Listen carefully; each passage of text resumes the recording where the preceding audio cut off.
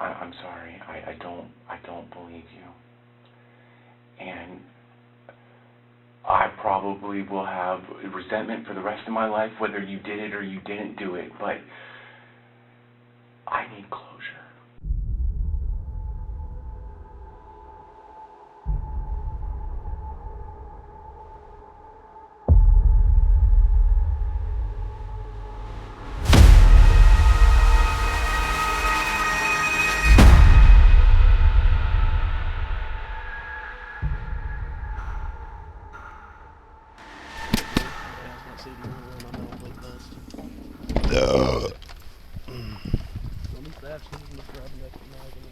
Okay.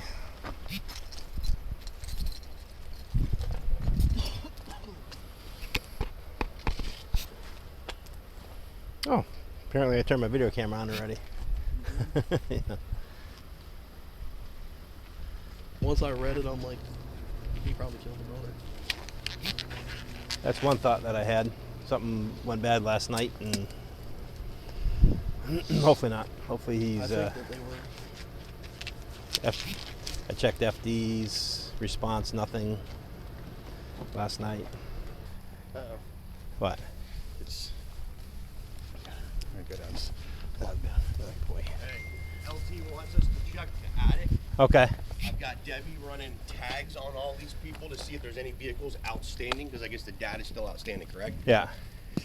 How much of a fucking mess is this when I go walk in here? Don't go that way. Yeah, kitchen Go shitty. this way. We can go in through the back door here. The And we can back door walk right bathroom. through that one. No one else is in there from us, right? Yeah. Right. Okay. All right, give us 5 minutes. I'm gonna check over here. Yeah, I thought I'd.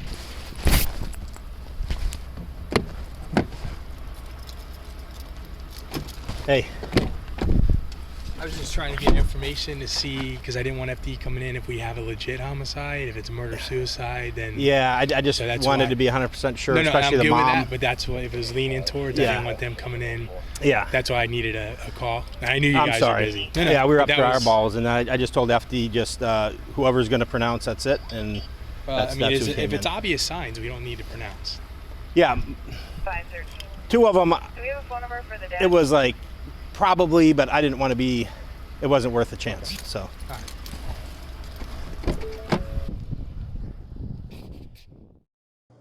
Okay, well here's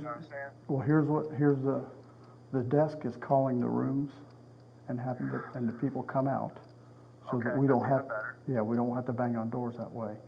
We have the room. There's 5 of us here. We have the room.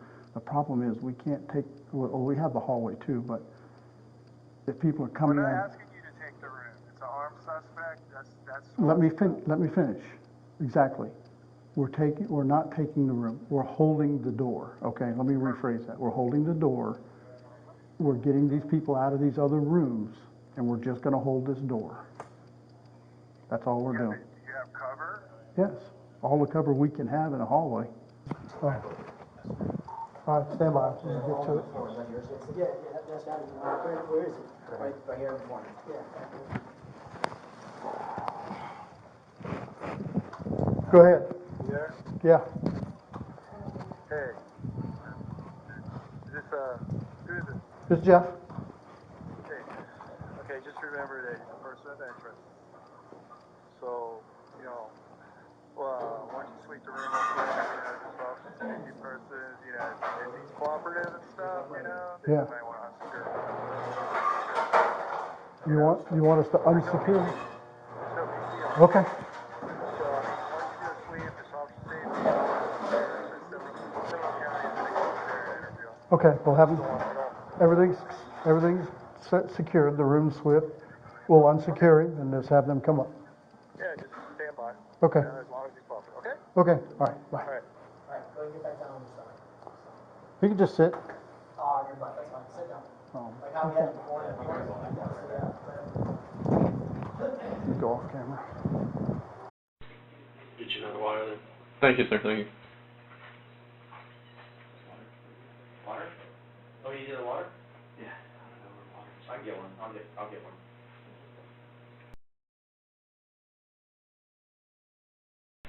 Okay, man. Real quick. We're just gonna patch you down for weapons real quick. Got anything on you? Guns, knives, drugs? Yeah, just stand up. Everything on you? No, sir. Needles or anything? I shouldn't have anything left on my pockets or anything. No needles or anything? No. Knives? No knives. Necklace? No necklace, no. No jewelry.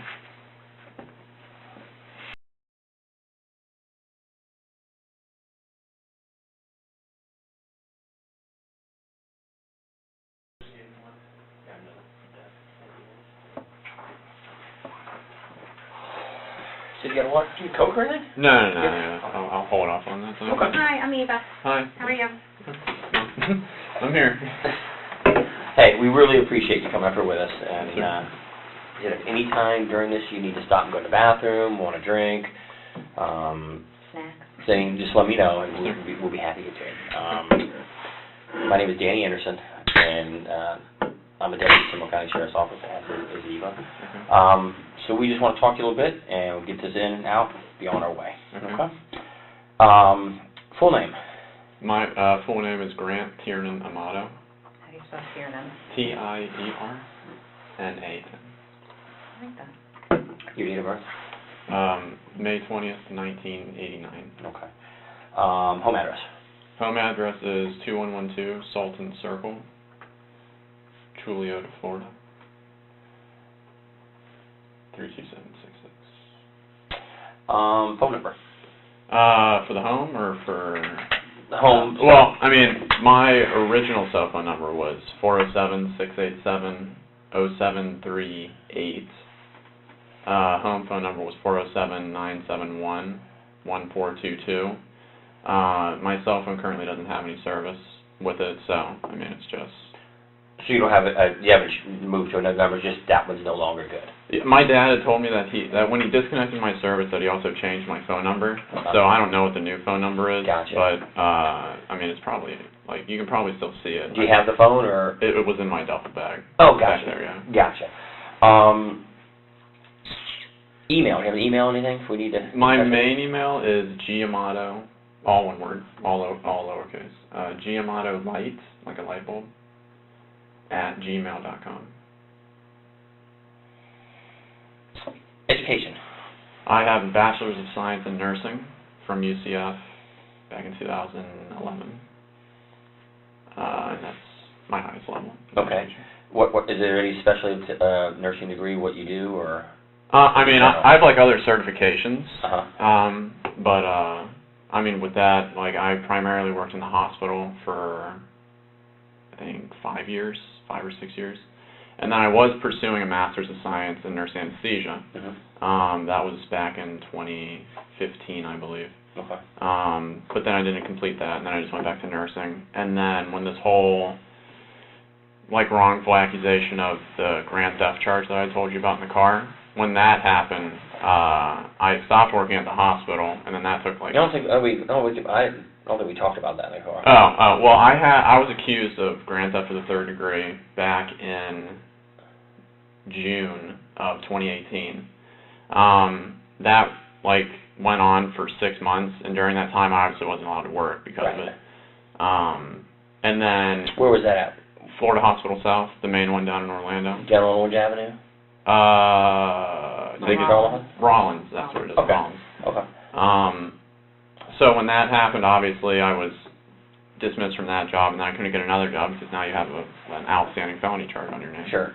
So then I got the attorney. It all went through, and then finally in December, they posted on the Orange County Clerk Courts or whatever website where your file is that there was no evidence ever presented. All the charges were dropped, and now I'm just in the process of expunging that from my records. Right. But because I can't keep just not working forever. Sure. And that was kind of a topic around the house was I need to get started here. Right. Who was your attorney for that? Lauren Lycum, Chapman Law Group. Okay. I think that one's based in Sarasota. Okay. So then. But they didn't really have to do anything. No, state attorney didn't file any charges. So. No, state attorney didn't file anything, and then she just presented that she was going to be my attorney, and that was the most work she ever had to do. Okay. And then I had been applying for jobs for the last couple weeks. I'd gotten like 3 or 4 callbacks, and then I went on a job interview yesterday for a home infusion nurse job. Where was that at? That was with, Accredo. Is that like a staffing, or is that like a headhunter kind of job? No, that's like their actual company. It's, God, why can I not remember the first name? It's something Scripps. Team Scripps. Where's the location? It's out close to the airport. It's on Lee Vista. What time was your interview yesterday? It was scheduled for 10. I got there at around 9 in the morning. And then I think we actually had the interview at about 9:45. How'd that go? I mean, it was all good. They didn't have anything. They said that they'd probably be getting back to me by Tuesday or Thursday this coming week. Get you back to work? Yeah, because, I mean, it's like it's a crappy world when, you don't have any money, you can't, do anything, so. Financially, how's the nursing what you did? I'm sorry, I just don't know that much. She knows a lot more about nursing than I do. The nursing, how does it pay? How does it pay? I mean, if you work your standard 12 hours a week, you get anywhere between, I'd say, $45,000 and $55,000 a year. So, I mean, it's not bad. Obviously, if you work overtime, like some of the nurses who have also been nurses for a long time, I mean, they can make 6 figures if you work 5. What was your best year?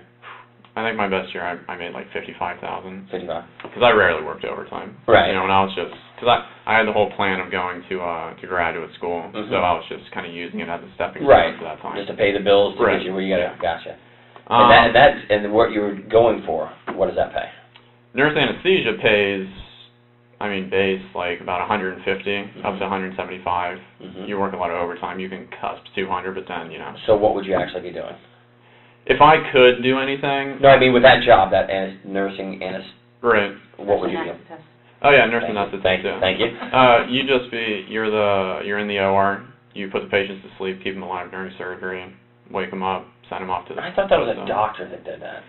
In Florida, the anesthesiologist, which is the MD equivalent, if you will, they have to come in at the start of surgery. They have to induce the patient to put them to sleep, and then as long as they're comfortable with you, the surgeon's comfortable with you, then the anesthesiologist leaves, and then you take care of the whole entire surgical Just oversee case. it. Right. Okay. And then again, by the time you're a CRNA, you're obviously competent enough to wake the patient up. So when I was a student, though, the anesthesiologist would sometimes come back in for wake up to make sure everything's okay, and then you take them to the PACU or the post-op area, drop them off, you give the nurse report, and then you go on to your next case. Okay. High school, where'd you go? I went to Timber Creek High School on Avalon. Okay. And graduated what year? 2007. Okay. And then did you go right to UCF and start your degree program? Summer, yeah. Okay. What kind of grades you make? How were your grades? High school and the first 2 years of college, I was A, B, C.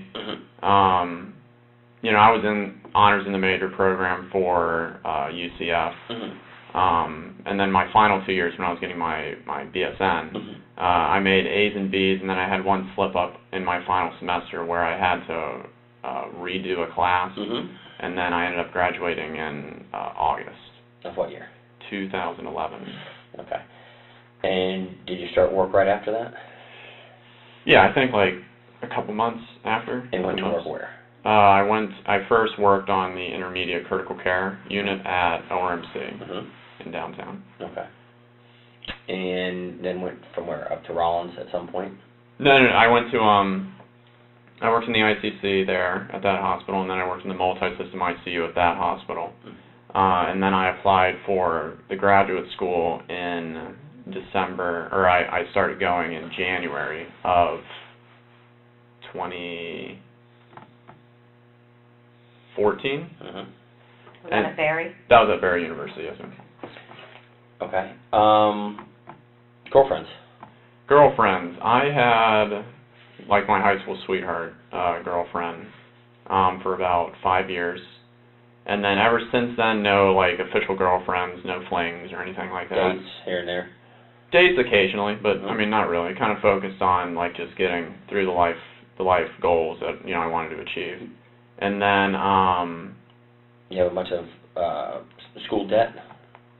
School, I mean, not anything from UCF. I have about $100,000, I'd say, from my math when I was going to Barry. Mm-hmm. So that's the only school debt that I have right now.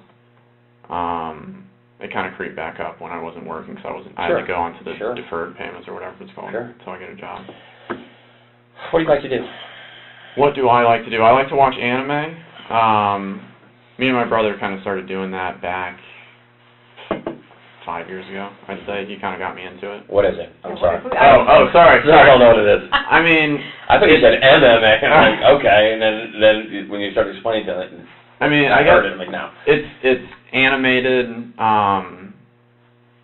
it's like cartoons, I guess you could say, but it's Japanese cartoons, I guess is the best way to put it. So, it's not as...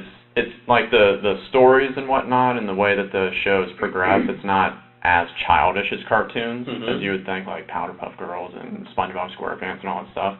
It's not like that. So it's adult-based. It's adult-based, yeah, you can put it that way, yeah. It's it can cover like slice of life where it's just comedies, it can get dramatic, romance, all those different things. Where would one watch this? You download it from the internet, and then you can just watch it at home, like on your computer. You can watch it on, you can watch it anywhere you have an internet connection. Is it in Japanese, or? It is in Japanese, and then they subtitle it, yeah. Do you speak Japanese? I was going to say, do you understand? I don't. I understand a few words. We actually just went to, me, my brother, and one of my friends, or I guess friends from high school, we went to Japan from December 1st to December 15th. Oh, wow. So we went, because, I mean, and it was anime that kind of inspired us to want to go there. Was that your first time going? Yeah. First time actually ever. Who went? You and your brother and who? Our friend Jericho. Jericho. He was originally a friend of my brother's back in high school, and then we all have kind of stayed close. How expensive was that trip? I mean, plane tickets alone were like $1,400, and then I'd say it was probably about $10,000 total for like all the stays and whatnot. For each one of you? Yeah. Wow. I mean, it was 2 weeks, so. How'd you? You were there. Yeah. How'd you spend your time over there? God, we went to Tokyo for the first 4 days, and then we stayed there, and then we went to Kyoto for 2 days, and then I cannot remember all the names of the specific places, but then it was like 1 day stays at ryokans, which are like guest houses or inns. How's food? Food is great. We were too scared to actually go into like the shops, like the side shops, because all in Japanese, they all know what they're doing, and we don't want to like say it wrong or do whatever, like impose. So we actually survived a lot at night on just like food that you get from 7-Eleven, because over there it's called 7 and I, but it's like the 7-Eleven symbol, so it's the same exact thing, and it's got way better food than what like the 7-Elevens that we have here. So we would go back? Oh yeah, we would go back. Really? Yeah, I think we were actually planning on going back November of this year. How long have you been out of work? I've been out of work for 6 months, since June. How did you pay? That's a lot of money for to be out of work. My brother. Oh, yeah. My brother. What does he do? He's a CRNA. What is it? Sorry, the certified registered nurse anesthetist. Okay, so we were both in the program together. Okay. And then he was able to finish, and then I did not. So he was making good money. Yeah. Was he making that 150, 100? He was working. He was working a lot. I mean, I don't know if he was. I think he was cusping a lot of overtime, not scheduled, but like it's just kind of what happens. But yeah, he was moving along. What do you think he made his best year? God, he showed me, because he was he was complaining about how like his taxes alone were like the annual income of like a nurse. And I think when he showed me before like it had all ended, like before his pay year had ended, that he was already up to like 166, but that was like after I think the $60,000 or $40,000 already came out. I can't remember. That was after it? Yeah, I think so. So he made more than 160? That was take home. Yeah. Wow. So we definitely picked the wrong job. I should have stayed in nursing. Yeah, definitely. So he just paid for your trip to go, since you're both into this. Right. Yeah. Okay. Jericho, what's he do? He's got just a high school diploma. So I think for the majority of the past year, he was working as one of those what are they called?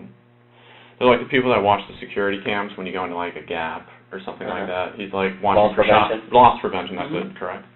How'd he pay for all that? I mean, I guess he just saved. Your brother didn't have to pay for him? No, yeah. He like covered maybe some like daily expenses if there was like a taxi or food or something. Right. Yeah. How long did you guys plan this prior? I mean, it had been a dream of ours to go for a couple years, and then we really started planning probably just the year before. Okay. Like actually like putting the money aside, getting all the reservations and whatnot scheduled. Like the dream trip to go there? Yeah. This is for that anime, you call it? I mean, it was the inspiration. Did you go When we went there, though, we just kind of took up all the culture because through the anime, you kind of see little glimpses of what the culture's actually like. Mm-hmm. So then we just wanted to kind of experience all that. So it was a good time. And definitely worth going back for. Definitely. Hobbies. What do you like to do? Okay, so Besides the anime. Besides that, we would play video games. We actually just got like a virtual reality headset thingy for like the computer. That was kind of fun. What kind of games do you play? God, back in the day, we played Call of Duty a lot, like back in the day, and then we got out of that because it was just starting to get too like. Which system did you use? PlayStation. Oh, PlayStation. Then we went to Xbox because that was like what a couple of our friends had, and then we went back to PlayStation, and then me and my brother got into PC gaming. Where on that we just play like MOBAs, which are like strategy type games, RPG type games. So I've got to ask this, you're into these games stuff. I know none of Did that. you hack? Did I hack? Did you and your brother hack games? Are you the guys that I've played with when I was out of work for a couple months because of an injury that would hack and would cheat me and lower me down to the lowest level of nothing? No. Okay. We weren't that technologically gifted. But I mean, we would use like glitches or something like that when we would play on the PC, where you could like have no recoil or it would like auto aim or something like that. So yes is the answer you're talking. Yeah, I mean but we didn't hack other people's accounts. No, but I've seen people in the middle of an Xbox game. They'll tell you that they'll find somebody that's cheating, and you'll see this big hand come in and grab them. They say, "Come over here against this section of the game." And the guy's splatted against the wall, and they just stand there and they shoot him. He dies, and he comes right back there. Oh, geez. You're not one of those guys. No, okay. I don't even All right. Fortunately, Because we're fixing to have a big problem because you probably got me before. So you guys play a lot of the PC games then? Yeah, we started getting into PC games primarily. I haven't turned on my PlayStation in months. I think the only other game that we really played was Fortnite, but then that was starting to get to like. That's a big deal right now. Yeah. The younger kids are all over it. generation. And actually, yeah, during the time that I wasn't working as a nurse, I tried to do the whole Twitch streaming thing. What is that? I'm sorry. No. We're kind of old where you have to explain a lot of this to us. With Twitch, it's you got your mic and then you have your face cam, and then basically people are just watching you play whatever game you're going to say that you're playing. Okay. And then they can donate, they can subscribe to you, which then you get like a monthly payment. Did you have anybody doing that for you? I think I was up to like 30 something subscribers. And what would you charge them to? With subscriptions, there's 4 tiers of it. Tier 1 is just $5. So right when you see that you blank subscribe to it, you get $5. Is that monthly or just total? Actually, Twitch pays you every 45 days because you're like an independent, self-employed or something. No, but saying with their account, though, they subscribe to you. Would it be for a 30-day period? Or Yes. So every 30 days, they owe you another $5. If they resubscribe. Right. Yeah. So then there was that. Tier 2 was like $10. Tier 3 was $15. Then if somebody tier 4'd, it was $24, I think. And what does that get you for? All that the higher tiers do is they give you like more emotes, like little things you can put in chat, so that when you're playing, everybody who's in your room can chat about what you're doing or anything random. And then donations can range from 1 cent up to however high a person. So what were you making off of Twitch a month? Nothing really significant. It was like. So you said about 30 people at one time subscribe to you. So a minimum what? $150. $150, and then a few donations. But primarily, I guess just keeping myself busy, doing something. There's a lot of money in this. Now, are these adults doing this or kids? They're in their early 20s. There's thousands and thousands of streamers who do that on Twitch, but there's maybe like 5 that make 6 figures, and then like the two most prominent ones are Ninja and Tim the Tatman, and they both play Fortnite. Like Ninja, I think makes $300,000 a month from just doing it. $300,000? Yeah. And where's he at? Like, where does he live? No, U.S., Japan, somewhere. Oh, yeah, he's U.S. I think he lives up by Chicago or something like that. But he's only 24. I'm like so oblivious to all this computer stuff. No, you're... We played Atari when I was younger. Atari, yeah, nice. Retro gaming. Or Pong. Pong, yeah, Pong. our first one. So you do that, and so you got a lot of computer knowledge. A good amount, yeah. I mean, more than the average person. Yeah. I'm computer savvy. Yeah. You have a computer at home? Good computer? I have a gaming PC up in my room, and then there's another gaming PC downstairs that we just built for the VR specific. You guys build it? Yeah. And then, but I mean, yeah, even for like my gaming PC, we would buy all the parts and then we would put it together our own little way. What would a good one cost you? When I built mine, it was about $3,000. And then the gaming one downstairs, I think, was $4,000 or like $4,500. And that's basically used for the VR stuff you're going to use it for? Yeah. And that was pretty neat setup? Yeah, that was a lot of fun. Yeah, that was cool. Getting into the How many virtual games you play? On virtual reality, it was primarily just Beat Saber. So it's like a rhythm-based game, like Guitar Hero, like Rocksmith or Rock Band, whatever it was called. And then you just use the virtual reality wands to hit the cubes in a certain way, however the song beat's going. And then, apart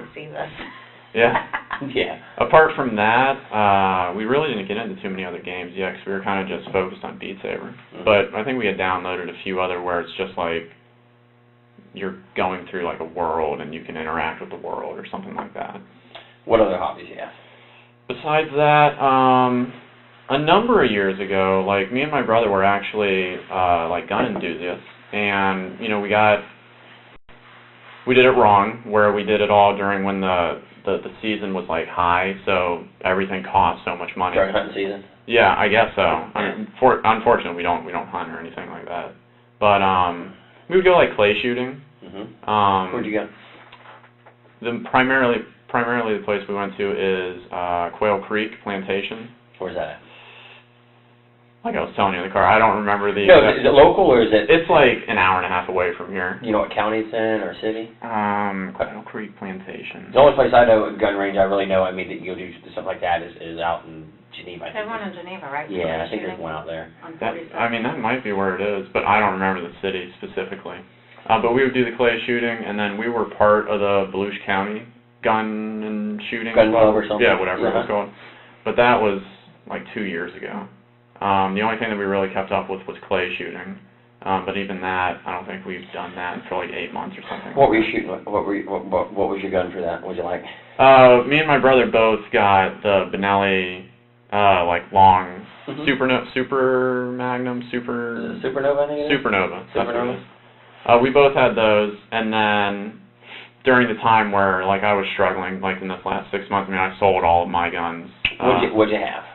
What did I have? You have a little gun collection going? I did. I had about 4 ARs. They were all just where you would buy like the different parts again, kind of like with the PC, and then just put them all together. Because I'm not a gun like that. Why so many ARs? I mean, again, we were just like an enthusiast for wanting to build our own things and just kind of seeing what we could come up with. Were you building them stuff, or you buy them already made? We would buy the specific parts and then have them sent to the gun clubs or whatever, so that you could pick them up. And then we would put them all together. You guys build them yourself? Didn't have nobody doing it for you? No. Yeah. So you had 4 ARs. What'd you have? What else? Besides that, I had Benelli M4 shotgun. Yeah. Tactical shotgun. Tactical shotgun. What were you using that for? That was like our favorite. That was just our gun that like me and my brother both had one of those. You both had one. Yeah, and then we had that had always just been our dream gun that we just wanted to have, was a tactical M4. We took it to the range a couple times just to put some rounds through it. I've got an M1.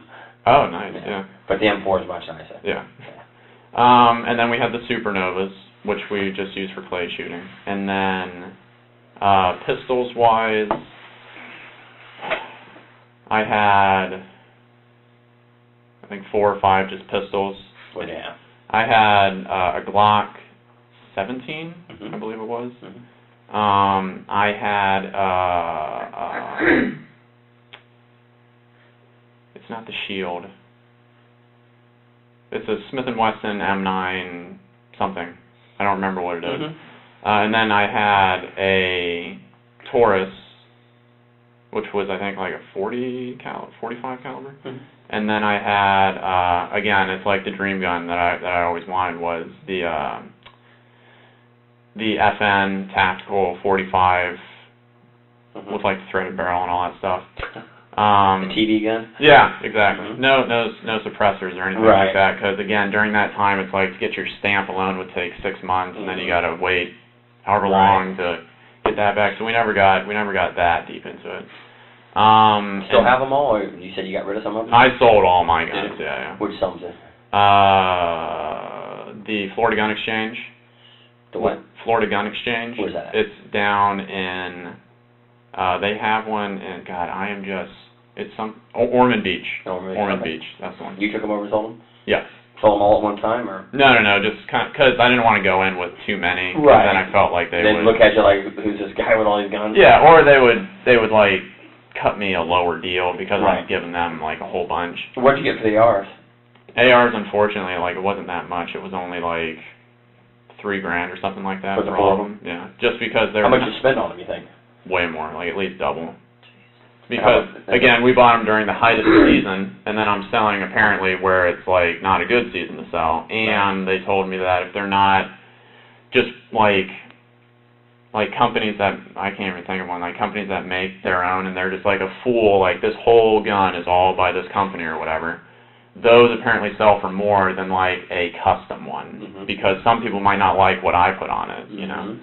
So I think that's why I probably didn't get it. How about the handguns? What'd you get for them?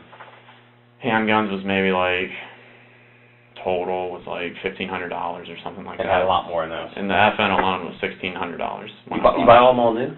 Yeah, all new. The rifles you put together. Rifles we put together. You customized them. Yeah, the handguns were they? Handguns were brand new. Shotguns were new. What'd you get for shotguns? What'd you get for them for? For the M4, that one was like the highest one. I think they gave me like $1,100 for it. What'd you pay for it? About $1,500. Yeah, $1,500. That's not too bad. Not too bad.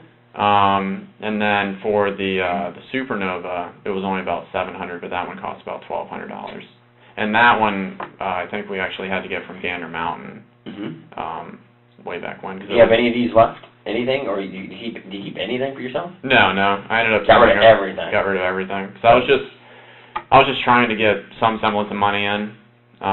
Keep up with your payments. Keep up with my payments, but also because like the whole trip was coming down the line. You know, my brother had to like foot the bill to get the attorney. So you know, it's like there was a lot of stuff. What did you pay the attorney offhand? I think it was $8,000 for the holding the attorney. Retainer? Like, retainer fee. And basically she had to do nothing. She had to do nothing, and he got like annoyed because he apparently wasn't told that it was non-refundable. But I know that I told him because like I had to send in the document signing it saying this is non-refundable. I've known of any attorney that takes a retainer that ever gives you anything back. Yeah. So I didn't. To hire me, that's what it's going to cost. Yeah, he didn't get anything back from that, unfortunately, and she ended up, I think, only going through about 3,000 of it. So, because what was it? I think 5,000 was for the criminal case, and then 3,000 was for the other case if it had to go to the Department of Health. Which that never had to happen, so that 3,000 is just. So your nursing certificate is still good. Free, clear, and active. It's always been clear and active. It's just the quintessential. You go to that background check, and then they'll see an outstanding thing. Even though I have the paperwork now saying everything's been dropped, he's in the process of expunging his records. Did you have to go in front of the board or anything? No, I didn't have to go before the judge because when. No, same board of nursing. Oh no. With any of this. No. That's good. You know, even when it all went down on the day where I was accused of that felony, you know, the cops came in and then they handcuffed me and they were like, you know, you've been charged with this. We're taking you down to the I think it was Orange County, the Orange County jail area.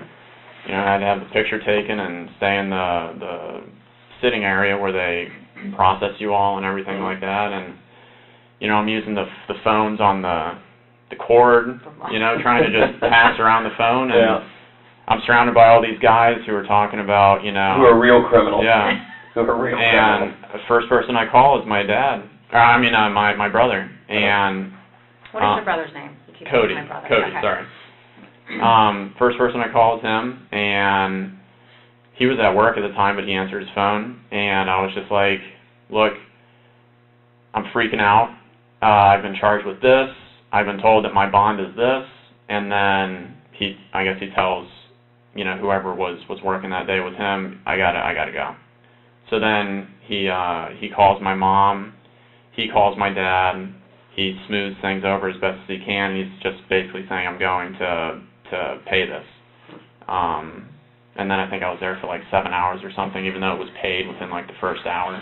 Right. It just takes a little time to get all Right. the paperwork and Right. the booking in, and then the bond process to go through. To Right. get out. Right. So that's dismissed. You're out looking for jobs, applying pretty regular. But yeah, I mean, I'd say pretty regular. Anything left in savings? Nothing left in savings. I think I had like $300-400. But Brother kind of helping you through. Yeah. I mean, brother was helping me. My dad was covering the rent that he calls it, which is just like the monthly payment for us to help since we all live at home. What was that? What did you pay for that? $600 Each? a month. Yeah. And then It's not a bad deal, is it? no. And then I mean, he was covering like cell phone. We were paying for our own internet. I imagine for that gaming on the stuff, you gotta have better than basic internet, didn't you? Yeah, unfortunately, out where we live, it's like our street, like the street coming down, I think, at Fort Christmas before you turn in, like that's the dividing line. Everything before you turn into Fort Christmas, all the nice big fancy houses that are on that side, they all have Spectrum and the gigabyte connections. They have everything available to them. But then right when you come down here, where I guess the older neighborhoods are, they haven't branched out everything. So I think it was just AT&T that was providing service. And I mean, we have the highest one, but it's still like, I think it was 50 megabytes download and like 10 megabytes upload. So I mean, it's not that great, but it was good. So basically, all your computer systems were underworked for what their capabilities. Yeah. were. Oh yeah. Yeah. So I'm sure that virtual reality takes up a lot of speed, doesn't it? Yeah. Yeah. Let's see. Close with your brother Cody? Let's talk about Cody. Oh yeah. Yeah. Yeah. Me and Cody. Who's older, you or him? He is. I'm the youngest one. I'm 29. He's 31. Okay. My oldest brother Jason is 35 or 36 now. Who lives at home? It was All three boys live at home? No. It's just me and Cody, and then mom and dad. Okay. Tell me about Cody. Cody. Let's see. Me and Cody had the quintessential rough, like fighting each other and whatnot when we were younger. The love-hate, right? Typical siblings. But then I would say like my junior year of high school, we were all on the weightlifting team together. That's where I got to know a lot of like his guy friends. And you know, we stopped like arguing at that point. And then we all, you know, we decided to go to nursing school together. We decided to go to the nurse anesthesia school together. I mean, we did everything together. I mean, Who's the better student? He was the better student in everything up through nursing school, and then I was actually the better student in nurse anesthesia school. But there was like again, kind of like with Are you guys, sorry, No. Are you guys at the same time in the same classes? Yeah. So you're the But exact same. not for nursing school, not for nursing. No, I mean for the anesthesiology. Yeah, we sat right next to each other. So you're in there doing things together, so you got somebody to study with. Yeah. Somebody to bounce things off of and work with. Yeah, and we would do that all the time when we were burning the midnight oil. But you were better at it. Yeah, and that was the one time that he actually admitted that I was didactically more competent than him in that field. And then Who's better in weightlifting? he was. Oh, okay. He broke a number of school records. I think he was like the 129 weight class. I was the 119 weight class. But he was definitely stronger in high school. And then but yeah, we were close. I mean like bonded, you know.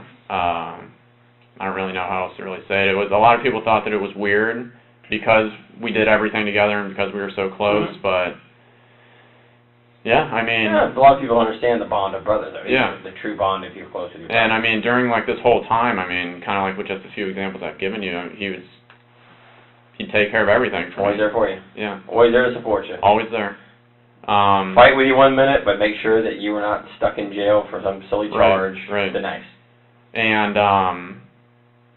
yeah, I mean, he's always been there for me. So, with my oldest brother, Jason, not so much, just because he was adopted to begin with, and then... He was adopted by who? My dad. He was my mom's son. Was your mom married before your dad? No. Just had it. Right. Okay. And then he was heavily restricted when we were younger, for lying and stuff like that to our dad. Mm-hmm. So basically, he was like, he would go to school and then he'd come home, he'd have to stay in his room. There's like no TV or anything like that, especially, 15 years ago or something like that. But, he'd come down for dinner and then he'd go back up and he'd do his work. On the weekends and whatnot, he would like go out and pick weeds and like do that stuff and then come in and then do the same thing. So unfortunately, me and Cody never really got to interact with Jason, the oldest brother, a whole lot. But, I mean, Jason's been, like, I think he's one of the most genuine people that you'd ever meet. Cody's definitely one you're way closer with. Yeah, hands down. Go on vacations, he's helping with bills, helping you with the legal issues. Right, and I mean... Studied together. We, did everything together, connected at the hip. Ever any issues really with him? No, like I was saying, during this last 6 months, it had been a very trying time. Financially, trying to get the job thing going, worrying about this whole what's going to happen with this legal stuff. But, like, even through it all, I mean, he would, like, have his moments where he would get extremely upset. He never gets violent, I guess you could say. But, like, at one point he got so upset that he, like, pushed a cabinet and then it, like, dented into the wall. So he'll, like, lose his temper, kind of like my dad. But, at least with me, he's always been, like, where he's there for me. Like, whatever it takes, regardless of what's happening, I'm going to take care of it for you. Over, like, the last 6 months, it's been sad for me because, like, I see everything that, like, he's doing and, like, I can't be like how I've always been with him, where, I'm helping out too, or I can do something for you. Right. Where we're kind of on the same playing field. I know that you make more money than me and all that kind of stuff, but it's like, we can do the stuff together. You don't have to pay for my dinner, when we go out with the guys. You don't have to pay for the trip, It's just, I couldn't help relieve his stress, I guess, as well as I always used to. But it's also the camaraderie there that you got your brother to go do stuff with. Right. But then, I know for me, I had been bummed out just because, like, I've been out of work. My whole life it's been school, work, school, back to work, and then just, that's it. Sacrificed all my 20s. I never went tailgating or anything like that. Do you have any issues with depression over all the legal issues and beyond? I would say that I was depressed, but I'd always put on the happy face for, like, my brother and whatnot. How would you deal with the depression? I'd talk to God. I'd try and just rationalize it in my head that I haven't heard anything from this attorney in 5 months, 6 months. You'd think that if it was something so severe that you would have heard about it by now.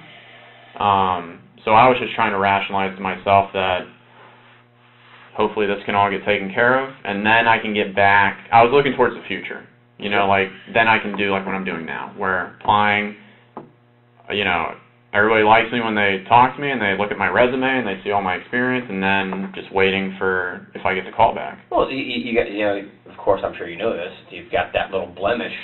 Yeah. Over no fault of yours, it goes away, but still it's there. They can see it. Right. And you have to explain away. Right. Even though it was dropped, you still have that little check mark that you've got to get by. Right. And then that's tough to go from what you were and you're working towards the job your brother has. Right.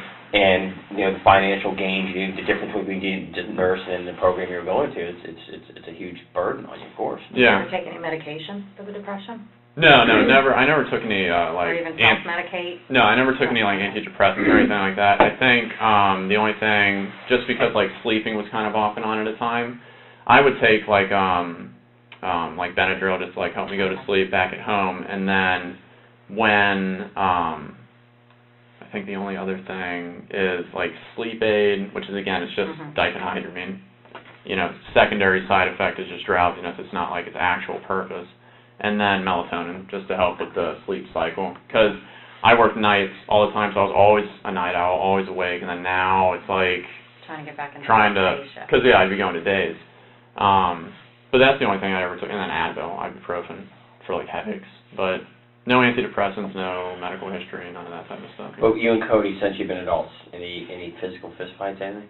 No. When we were super young, but Yes. besides that, no. Yes, No, yeah.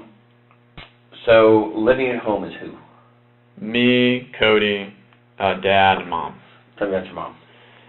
My mom has, she's always been the, it's kind of like Cody, she's always been the one that focused on me. And, she worked at home. What'd she do? She was, God, I do not, like something manager, like a client manager for Nuance Transcription Company. What is that? Basically, Nuance, their major thing is medical transcription. Okay. So it's just all the things that the doctors are saying while you're in the hospital. And then, well, would she make sure that those all got transcribed? She would manage the people who did all the transcriptions, and then she had a couple people where there's like the managers over those people that then she would also take care of. And I think she was in the stage now where she was kind of branching out to different countries. So she had just gotten like this Canada account, I think, where she had to basically do the same thing, but now it's just all she had a good job. Oh yeah. Good paying job, it sounds like. And yeah, she only, I think she told me that she completed high school. But if she didn't, then she didn't have a high school diploma, or she did. I honestly can't remember. And with that, when she first started doing everything, like with my dad, she was just a medical transcriptionist, so she's making like $35,000 a year or something like that. But now she had worked her way all the way up to making about $90,000 a year at this job. Stressful as hell. You know, hard work pays off. I'd hear her complain and do all that stuff. Where was her office at? You come down the staircase and then it's right to the right. So it's like, it's got like a potted plant in there. It's got like a bay window. Or like 3 windows. No, when I say office. Oh, at home? She worked at home? Yeah. Oh, I thought you said she worked at... Oh no, she works for Nuance. Oh, okay. But from the house. Yeah, she works from home. Gotcha. Yeah. So it's like where like all of our internet and crap is against like the wall. And like a home office? Yeah, you work out? Yeah. Okay. It was like originally a dining room, but then it was transitioned into like her office. And then, fights and fusses with mom, or no? I mean, were you the baby? You were truly the family baby? For my mom. For the Chiefs. Yeah. Okay. For my mom. Mom's favorite? Yeah. And I mean, I had been being told that, because, again, it's like this last 6 or 7 months was just like stressful for everybody. Sure. And, you know, countless times my dad would like come up to me and he'd make like me feel, like he'd try and use things and word things to make me feel guilty so that I would, you know, do everything that I can, like get a job. Almost like a motivation. Right. And he'd tell me time and time again that, you know, you're her favorite. I mean, she would do anything for you. And, I mean, it's like, yeah, I don't need to hear that. I mean, that's not what would motivate me. Sure. But no, with Mom, I think we yelled at each other a grand total of like 3 or 4 times my whole life. I've never, like, yelled at her for anything, because, I mean, she's never done anything wrong. She's always been the one who's stood by you. Stood by me, but tried to, you know, even during our early childhood when it was really rough with our dad. Why is that? My dad's a Leo type A, Italian personality man. He's very focused on his future. He's very focused on everything that he's sacrificed in his life for the betterment of all of us. You know, like he's always dreamed of going hiking up in the mountains. They have a property up in Tennessee that they built. And you been there? Actually, me and Cody and Jason have never been up to that house, just because Mom and Dad hide that from you? That's our secret hideaway? A little bit. No kids allowed? A little bit, but, I mean, Have you seen the pictures of it? Oh, yeah. What kind of place is it? It's nice. It's like, I think my dad has emphasized that it's about half the size of the house out in Chuluota, where we all grew up. But it's, I mean, super modern. It's got like the brick layout on the whole thing. It's on like 4 4 or 6 acres or something like that. And where's it at? Tennessee, you said? Tennessee, and it's Is this up in the place like they rent the rental cabin areas, where a lot of touristy people? No, it's very secluded. Okay. It's God, why am I so terrible at remembering these things? It's like an hour out from Gatlinburg. Okay. God, I can't remember. But It's that kind of general area. It's very secluded. It's like you see a house like on the satellite thing, and then it's got like acres and acres and acres of trees, and then you might see like another house right over there. And then off like the back end of their property, they would send us pictures where it's got like the guardrail, but it overlooks like a valley. Mm-hmm. So that property had actually been causing my dad a lot of stress because I think it's been built for like 5 or 6 years. He only goes up there once every month, once every couple months, just to do maintenance, not to like enjoy it. Mm-hmm. And then every like other month, him and my mom would go up there for like a week. Mm-hmm. But again, it's like my mom would always just be like, you know, I'm working every day. Like we're doing stuff in the yard, we're clearing this, clearing that. Didn't get to enjoy that. Right. And then my dad, apparently there was like this hog issue up there that it's been destroying his lawn, you know, everything that they're maintaining. Mm-hmm. So, you know, he was like stressing about all the money that's costing him, and yeah, so like, yeah, I guess back to your original statement with my mom, never any issues. I mean, it was always like, if there was somebody that I could talk to and like Cody wasn't available, I'd always talk to my mom. I'd always let her know what's going on. Yeah, I mean, she would help me out through anything. Okay. Tell me about Dad. Dad, what does he do? Dad's a pharmacist. Okay. He works for CVS. He's been a pharmacist for, I think, 35 years or so. Oh, he worked for CVS? No, he worked for the hospital, ORMC actually, or I think it was something orange back in the day. But he worked for ORMC for about 15 years, and then he worked with home infusion with Ambient Healthcare for like 11 years or 13 years. Mm-hmm.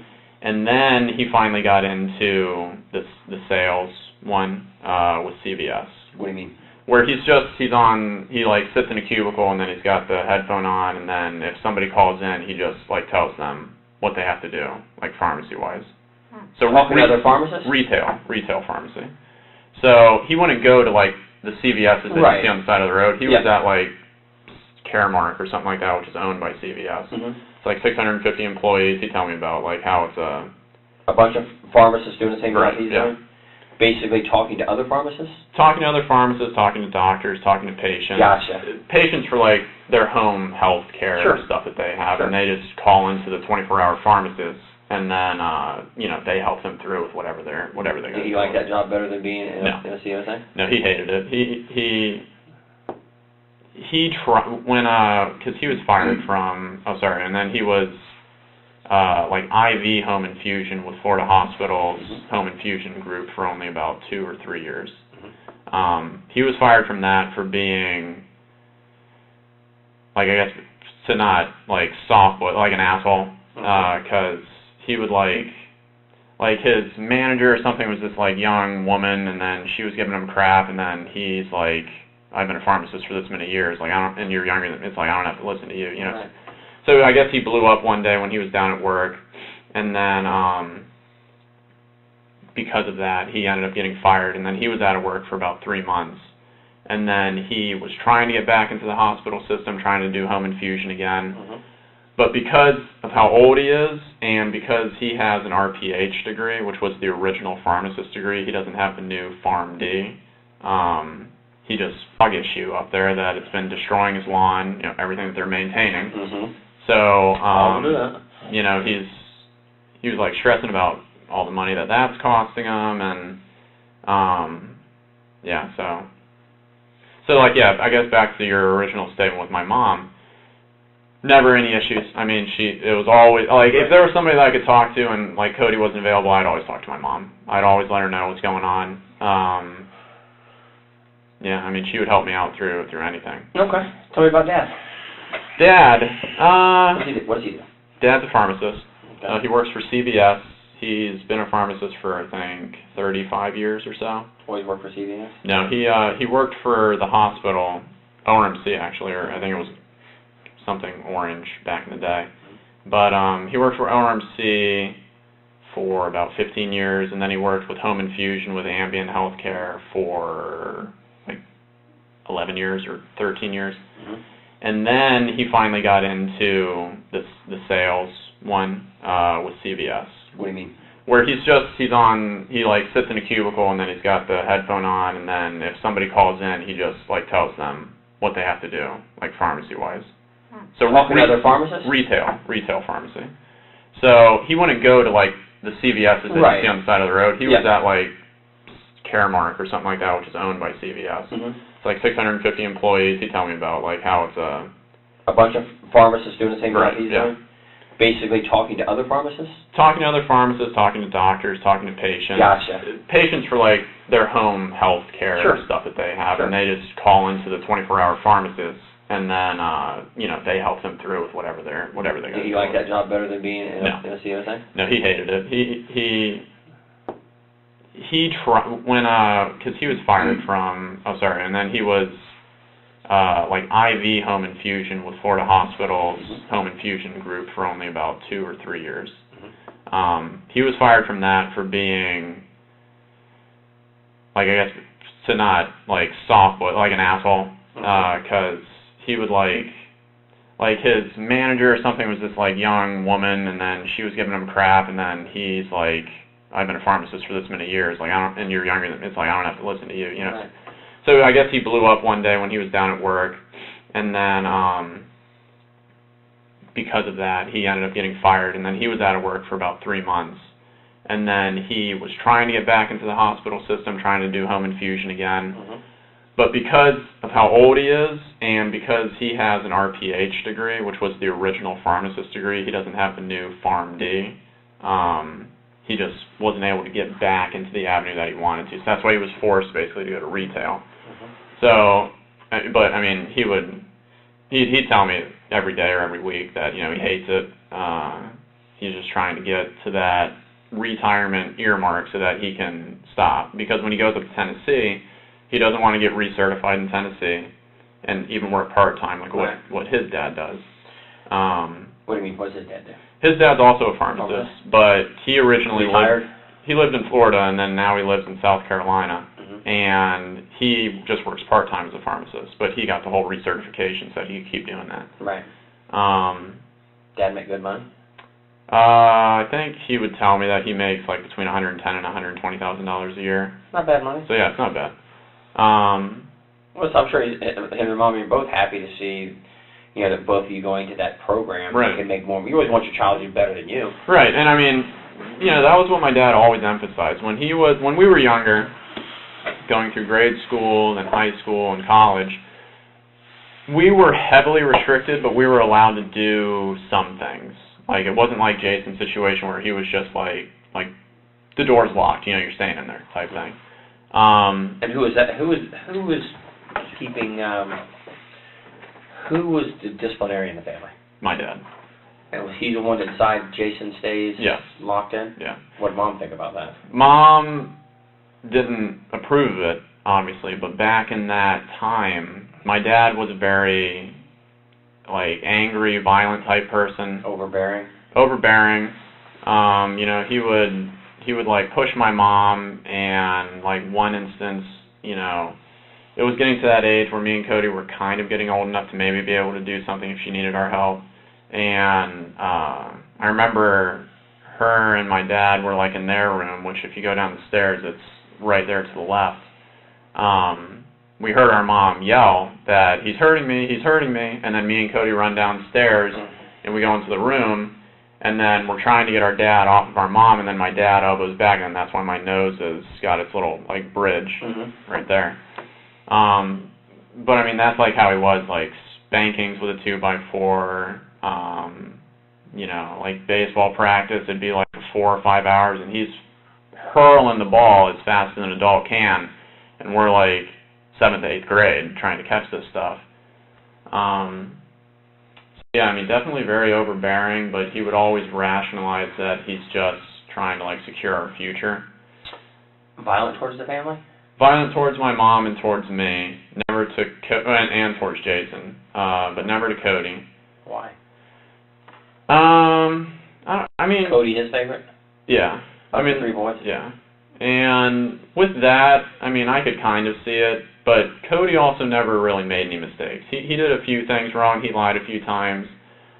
You know, he cost my dad some money a few times, but he was never like a repeat offender, I guess you could say, whereas me and Jason, you know, we had that difficulty where it's like, okay, we got a C or we got a D on something, and I just don't want to tell Dad about it. Sure. But then he would find out, and then, you know. Dad ever abuse you? When we were younger. How so? Spankings with like a 2x4, and then, you know, he'd use like, I mean, it was like a 2x4 that was fashioned into a paddle called the lightning rod, I think is what it was called. No, he broke it on me.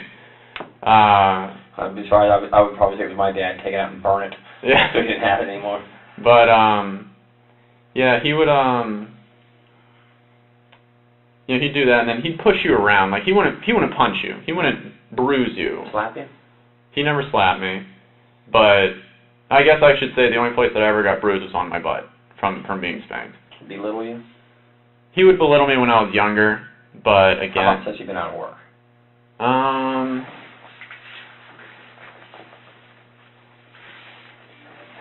No, I mean, not really. He would just make me feel bad that, like, he would make me feel bad that Cody's doing all this stuff to, like, And you're not. And I'm not. Like, I'm not contributing. You're not as valuable, maybe. Right. Maybe that's not the right word, but you're not, like I said, contributing enough to what needs to be done. Right, and then... but nobody knows better than you that you want to be out there, right. you want to have it. And I mean, the problem, I guess, was that I was always like the jokester, the one that could calm everybody down, make everybody smile. If it was a heated situation, I could say a joke or something and then make everybody kind of move past it. And I was just in the point where it's like, you know, I'm hearing, you know, all this stuff from Dad. I'm seeing how much Cody's helping me. You know, Mom's stressed out with her job. And it's like I'm not doing anything. And it's like I'm in that situation where it's like I'm not doing something because I don't want to. I'm held out because I'm waiting for this whole legal thing to get taken care of and then for jobs. We've been talking for a while. Need to get stretch your legs to go to the bathroom or anything real quick? I mean, I'm good. Yeah. Okay. 12 hours a day working as a nurse. I'm Kinda used to sitting or standing. Take advantage of it. That's why I said that I want to make sure that if you do, we take those breaks. And sometimes it's time to collect your thoughts because, you know, just sitting talking. Right. Thinking about what you're saying. I want to make sure you got a break in because this isn't the hospital, and make sure that you want to. No, I'm good. It's like with water and stuff. I'm not a breakfast person, and waters. So, when's the last time your dad put his hands on you? The last time my dad put his hands on me would be, I'd say,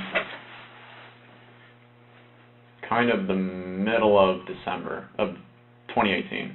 What happened? It's because, you know, with all the money that had been getting spent and I guess just the mix of everything that I've been saying just kind of boiling up in him, and the fact that I was, to him, it seemed like I wasn't concerned about it. So, and then plus I was, you know, I wasn't acting like myself with the jovialness and, you know, all that kind of stuff. My father chose to admit me to like a depression or an addiction clinic or something like that in Fort Lauderdale called Cornerstone. When was that? That was December 22nd.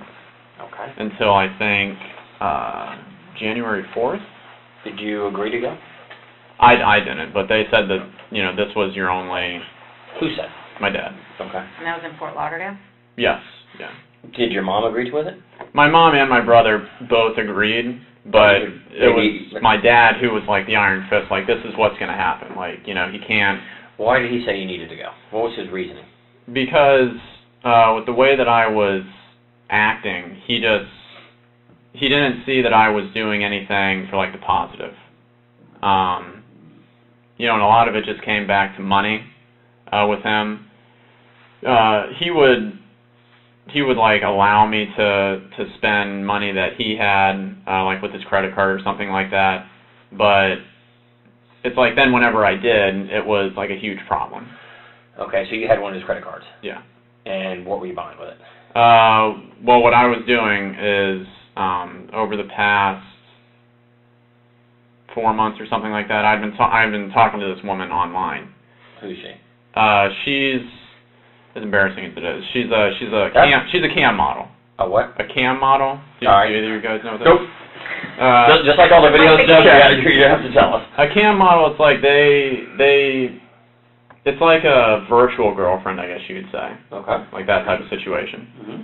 So, a lot of the money went to her. Okay, where's she at? She lives in Bulgaria. Where? Bulgaria, Where's that? over in Europe. It's like Okay. outside of Germany. Okay. Something like that. You ever been there? No. Okay. It wasn't that serious. So Okay. what would you give her money for?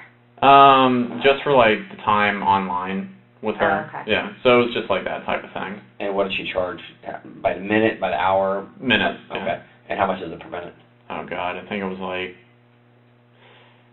like 90 tokens a minute, and it's like the conversion rate for all of that is like $600 for like 5,000 or something tokens or something like that. So, and then it was 4 hours a night. So I mean that's basically just where all the costs went to, was you pay real money for the tokens, then you use the company's digital currency for that. So you do that, and when did you meet her? I met her at the beginning of July. Yeah, at the very beginning of July. Okay, and still talking to her? Still, yeah. I mean, more just on like Twitter, Okay. like just through direct messaging. Again, cell phone service doesn't work, so it's like I can't use the chatting like that. How much do you think you spent on this? Because it seems kind of pricey. Yeah. 90 tokens and $5,000 for how many tokens? No, it's $600 for 5,000. For 5,000. Yeah. Okay. So how much do you think you spent on this? Probably close to like $200,000, I'd say. $200,000? Yeah. And where'd the money come from? Money came from me, my brother, and then my dad. Did they know where the money was going to? They didn't know that it was going to a cam model. What did you I tell was them? saying that it was going towards my Twitch streaming, like advertising, like putting my name out there and that type of thing.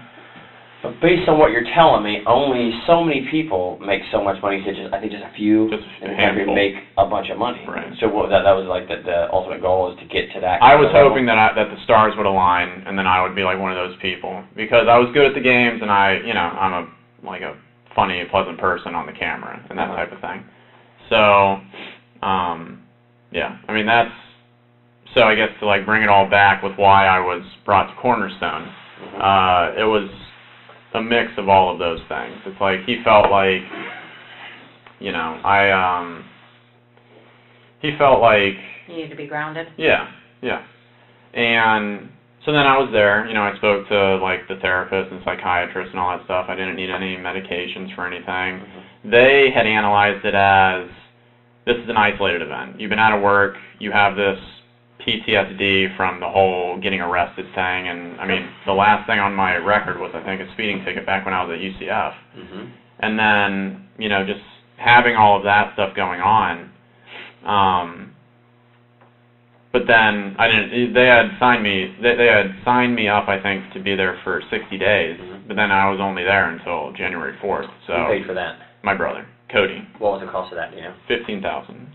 It was $15,000, and then I think when I had gotten back, we were going through the process of calling them and seeing if we could get any type of refund, and I think they said that he was going to get refunded $3,000 from his $15,000. Sure. But I don't. There so long. Right. But I don't know if that transaction had ever gone through yet. So their final diagnosis of you was what? That I was fine. That didn't need to be there. Yeah. That I was fine. I told them all about my living situation and how it had been stressful, and then it got better, and then now it's just stressful again. But they had all just said that it was just this isolated event. Situational PTSD from Right. Yeah. the last 6 months. Once you can get this legal thing taken care of, which I don't know if I mentioned, but when we looked online and we saw that all the charges had been dropped, that was on November 30th or 31st, the day before we were going to Japan. So while that was good and everything, I still knew that it was still going to be like on your record until you get it expunged. Mm-hmm. So, you know, I was still thinking, okay, at least now I can maybe start applying when we get back from Japan. Sure. But, you know, yeah. So, I mean... After you get back, you got back... On the 15th of December. You got back... I thought you said you went on the 22nd of right. December. Yeah, that's when I went to... Yeah, it was after Japan. Okay. And it was because when I had gotten back, my mom and dad were, you know, dealing with a lot of the financial stuff while we were up there. Mm-hmm. And then when I got back, that's where my dad started to get really kind of overbearing. And, I mean, rightfully so. I know what I did. But it's like with him, it was every single day, hours a day, hours a day. He'd come home from work, and then he would just talk to me just about the same exact thing over and over and over and over and over again. And did it get heated? He would get heated, but How about you? Did you get heated? No, I mean, I was, you know, I was always the person in the family where, like, my brother Cody would interrupt my dad when he was talking. My mom would interject and say, you can't be saying that or whatever. But for me, I would just sit there and I would just let my dad talk so that he could say everything that he wanted to say. And then if I saw that it was something that he wanted me to respond to, then I'd respond. But I would never be heated to him. Sure. Especially if I felt like I was in the wrong. Right. To all this, you think you were in the wrong? I mean, yeah. To some extent? To some extent. You know, spending that amount of money, it's idiotic to do that, you know, especially when you're not making So $200,000. Right. When was the last time that you and your dad did have, you know, a heated conversation? It would be Thursday, because one of his rules was that I wasn't allowed to talk to the woman anymore that I had been talking to. But I guess you could say behind the scenes, my mom would let me talk to her through her cell phone using Twitter. And, you know, she would tell me, like, look, you have to keep it just basic, because if you say anything or if you entice anything or do anything like that, it might lead her to say something to, like, my dad or something like that. Because, how would she get in touch with him? Because apparently when I was in Cornerstone, my dad told her, because he had, like, hacked my computer or something like that, and then he found everything. The electronics guy like you and your brother? Except he's more of that, like, hacking level, like, able to do all that stuff. So he had found, you know, like, just the stuff that was related to her. And then, you know, he erased my whole entire computer. He put a password on it. So it's like, even when I came back up until Thursday, like, I wasn't able to go into my own computer to look at anything. He's treating you like a small child. Right. And rightfully so. I mean, spending that amount of money, I was acting childish. I can kind of get it. But, so yeah, anyways, on Thursday, he had apparently found out that I was speaking to her again. Mm-hmm. And when I came back on the 4th, my mom picked me up from the Cornerstone place. And then me and my mom met my dad at California Pizza Grill or Kitchen in Waterford Lakes. Mm-hmm. And he had this list, front and back, on a piece of paper of all the rules. This is what's going to happen. This is why I'm acting the way that I'm going to act. I'm not going to be Dad anymore. I'm going to be Chad. And I basically told him that I'm going to be present. I'm going to do what I can. I'm going to start trying to get jobs now. I told him what my plan was. You know, it wasn't really my intention to continue talking to this woman, but it just kind of happened. And then because there was, like, that emotional connection, I guess you could say, between her and me, like, I like, you know, it felt like a relationship, you know. I didn't want to just stop cold turkey on it. So he had apparently found out, and then unhappy. Right, and one of the stipulations was that he told me at the dinner was, if you speak to this woman again, you're out of the house. Like, I'm kicking you out. You can pack up your shit, and then you're off my property. And then, because of the way that he used to be, he had told me that basically if that happens, that if I ever step back onto his property, that he would kill me. So, you know, on Thursday, that all happened, and then I was in the process. I was getting all my stuff together. I was piecemealing it out to the car. And then, you know, I had an interview on Friday, so I had to get my suit out to my car. I was trying to just get all of my necessities as best as I could from, you know, a lifetime of living inside the house. Sure. And then, my brother was working that night, and I think he was working like one of his long nights, but he ended up getting off early. And then I had met with my brother before he came home, just like in the neighborhood area. And then Where? it was just on the like the back side of the house, like along, I don't remember what that road's called, but it's like you take the bend where it has those two blinking lights, and then it's just down that road a ways. Not for Christmas. Is Or it is it before Christmas when you still turn the corner? I think so.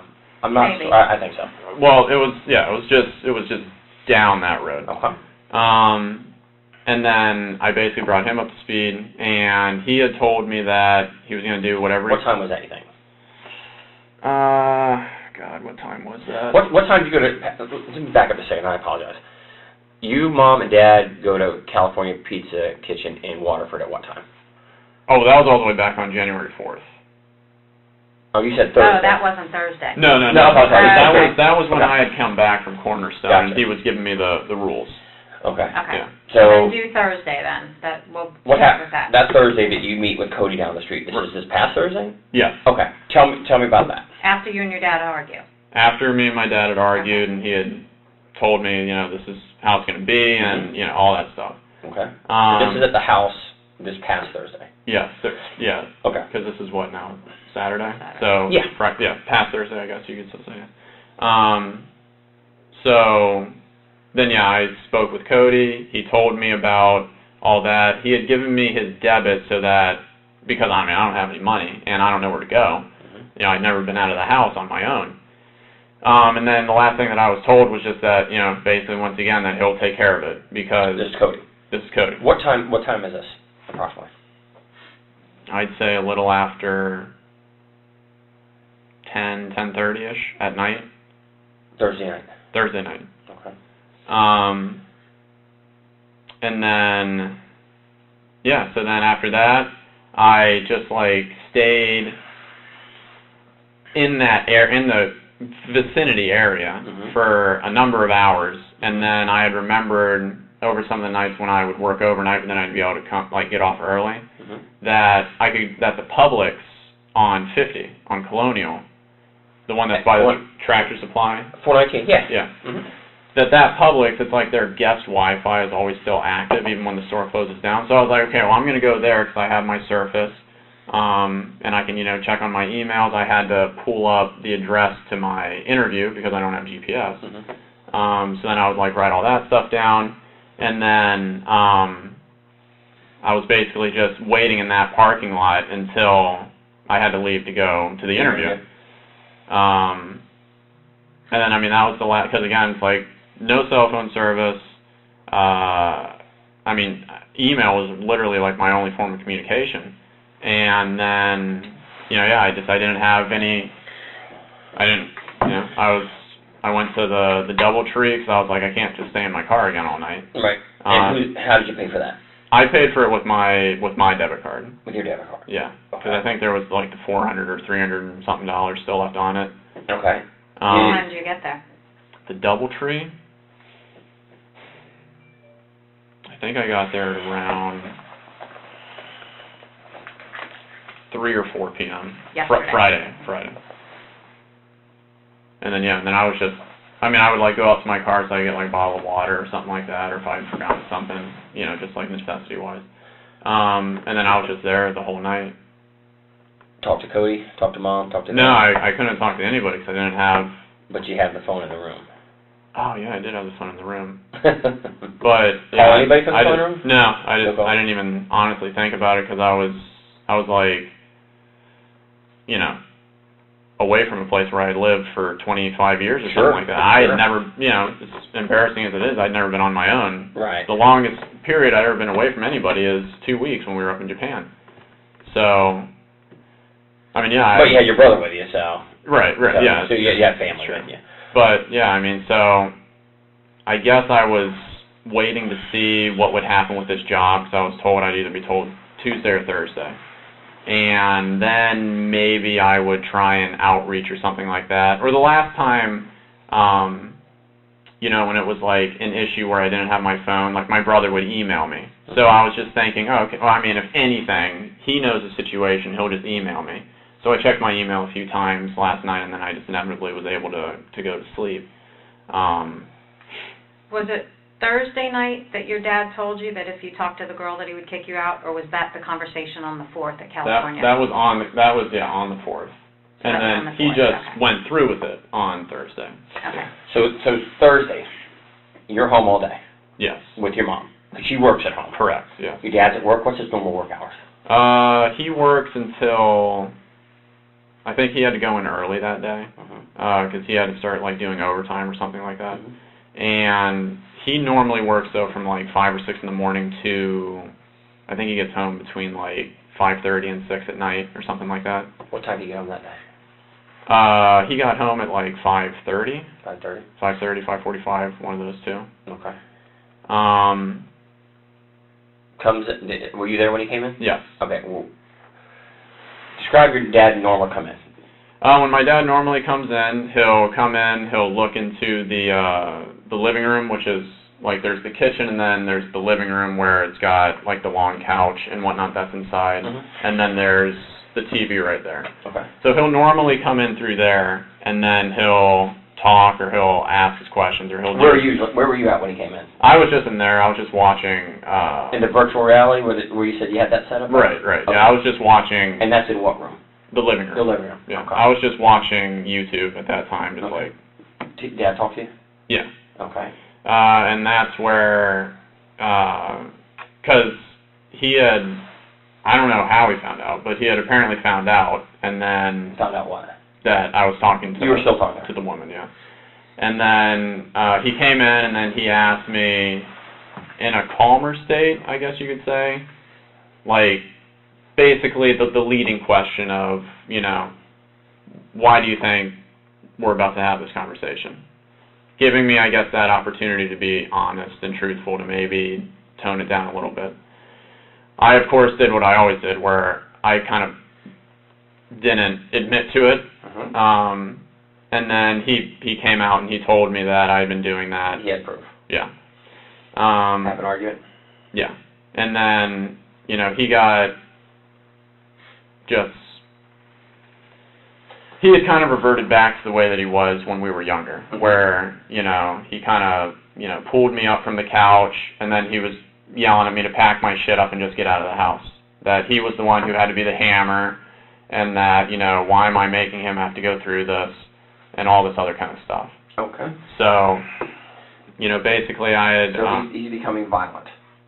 I mean, like the way you described it when you were right. when you and Cody were kids. Right. What did he do? Like I said, he pulled me up from the couch just by, like, the shirt that I was wearing. And then, you know, after that, he was basically just having that yelling where it was kind of like cracking. You know, like his voice would either crack or he was basically just yelling at that point and monitoring. Where's like, your mom? My mom was in her office. Okay. Because...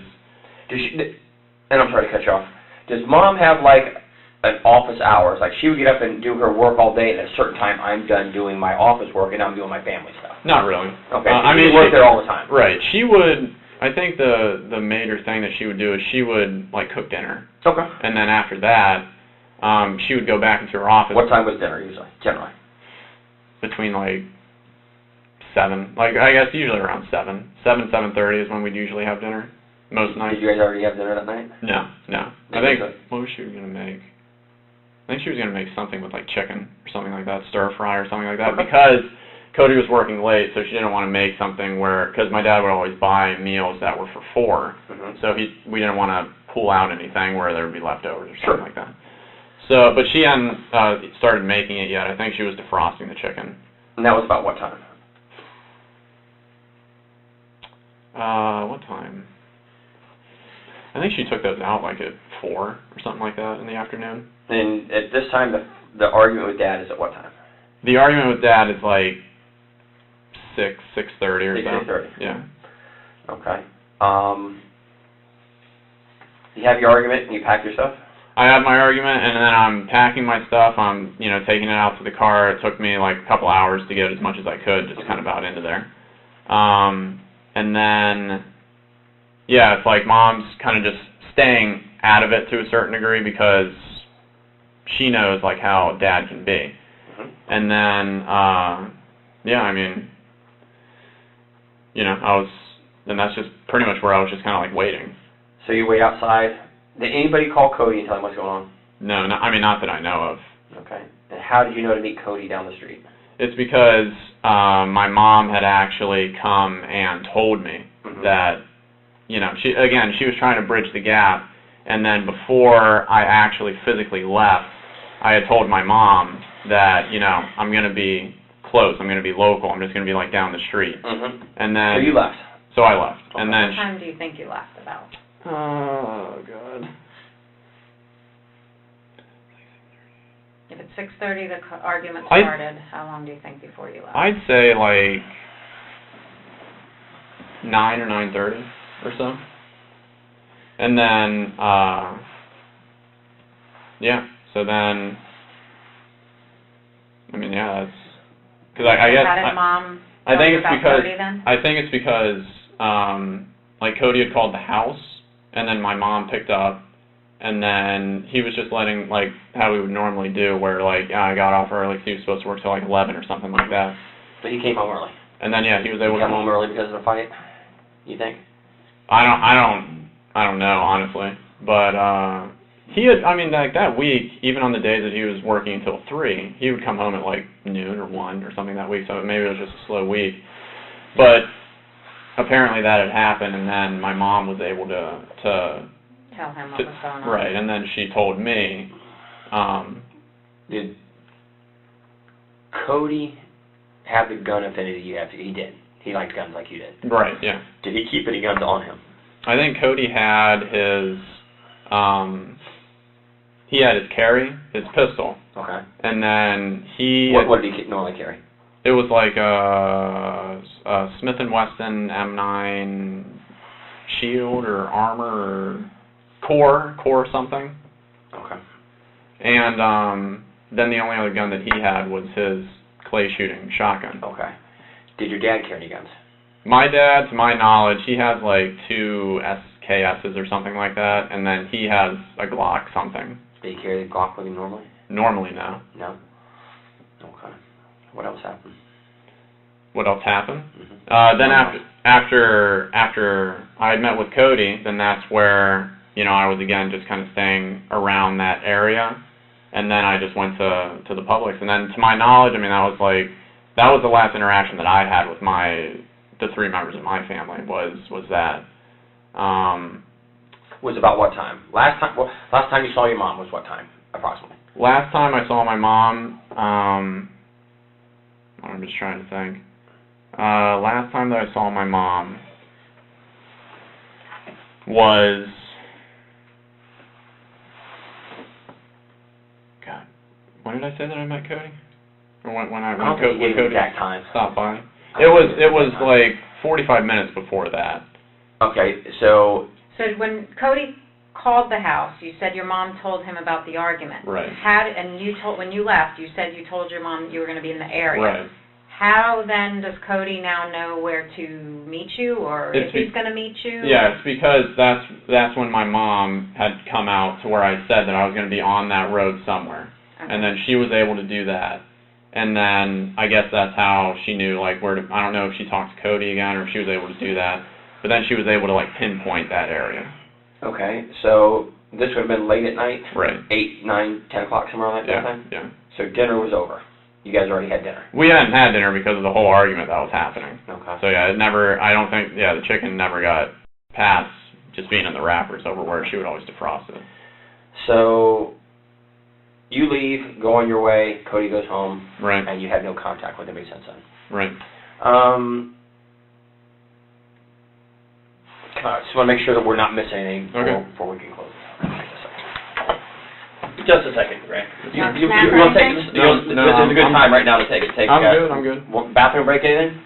No, I feel fine. Sure? Yeah. Okay. Just water. I appreciate it, buddy. Thank you.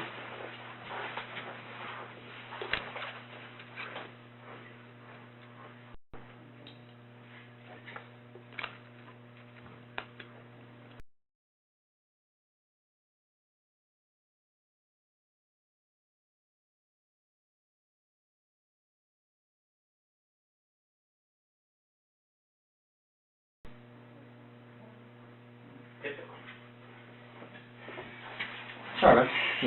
I need the bathroom. Oh, And I okay. wanted to print out a picture of Fort Christmas, because we're not aware, I'm not familiar with the area, so. So we're going to go back and talk again about this, because it's kind of important to me, about Cody and you meeting that night. Right. So, then that night, which was Thursday? Thursday night, you meet Cody, because, and did he ever tell you why he left work early? No. I mean, he was. I just assumed that it was just because he had been allowed to leave early. He's been allowed to leave early. Okay. So here's, I think this is the blinking lights there. So this is, to me, this is Okay. 419 left on Lake Mills, right? Left on Fort Christmas. Okay. Where would you say you met Cody on Fort Christmas? So wait, is this that other like neighborhood? I think, maybe I'm wrong, I think it comes this way is 419. This is where Orange all County like. side? No, I think this is up by the hitching post. You come up, you make a right on Fort Christmas. This is where the and blinking lights are. Okay. Yeah, because this goes into Picket Downs, right? It's right here. And then this is the circle. Is this where you live at? Where do you live at? If this is like the entrance to Picket Downs, then I live like. Okay, Okay. so here's So that's there's your house. there's blinking lights right here, so people don't run up into his house. I think that's what there's 2 red lights. Oh yeah, that's on the dude's fence. Yeah. Yeah. Then there's those 2 yellow arrow Okay. blinking ones at the corner. The corner. So Right. these are blinking lights here. All right, so then where do you and Cody meet? Like way down this road, like further past on that road. So past, does this dead end anywhere? I don't think so. I think it Goes literally into Bithlow, I think. goes into Bithlow, and then if you keep going it, which was the way that I inevitably took it, where it'll dump you out onto 50, and then I came Okay. up 50 to go back to the Publix All right, parking so lot. here are the blinking lights. How far down do you think you met? Half mile, mile? I mean, a significant ways. I mean, Just an approximate. I would say it was probably over a mile. Is this somewhere you and him have met before? We know, where that, if you're on this road, the intersection where it's like it intersects with another road, and then it's got like a guardrail or something like that right there. Mhm. It was still past that area, Okay. but it was close to that intersection. Okay. Yeah. Was it in the roadway, like off the Off roadway, the or road. in? Yeah, just off the road. Just off the road? Yeah. Okay. All right. Yeah, I'm not familiar with it. I kind of. It's like it's back there in the country, So you and Cody meet, right? and it's approximately what time? And I know I'm not holding you to the exact minute. But what time do you think you met? Like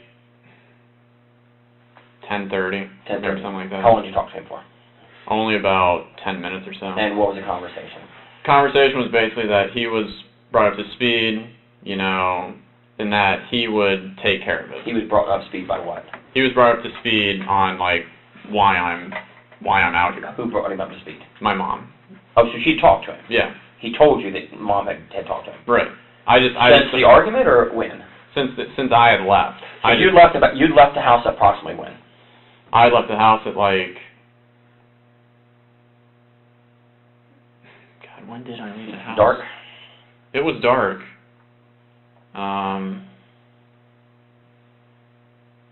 It was after 9 p.m., but I just don't remember. So between 9 and approximately 10:30, Right. you leave, Right. go down to sit on Fort Christmas. For Christmas. Cody comes and talks to you about 10 minutes. At some point, your mom has spoken to Cody based on what the conversation you had with him, correct? Correct, yeah. And she told him what had happened between you and your dad. Right. Okay? Do you think that's why Cody left work? I mean, Did Cody say to you why he left work? No, he never said why he left work, but in my mind, I was just thinking, he had been let off work early like three times already this week, so I was just like... 10, 15 minutes you talk to Cody. Right. What's he driving? He drives a 97 Honda Accord. Okay. Yeah. You have the conversation, and he leaves to go home? Right. And you leave to go where? And then I stay in that general area just so that if anything happens, somebody like knows where I am. Okay, Like how long if- do you stay there? I stayed there for, I mean, like, a couple hours, I would say. Just That sitting on the same side of the road? area where you were talking Like, about? I would go, like, kind of just up and down that road a little bit, just at my cars and just, like, sitting there. Mhm. But for the most, yeah, I mean, I was staying in that general area, and then I decided to go To Publix? to Publix. Which was about what time? Like,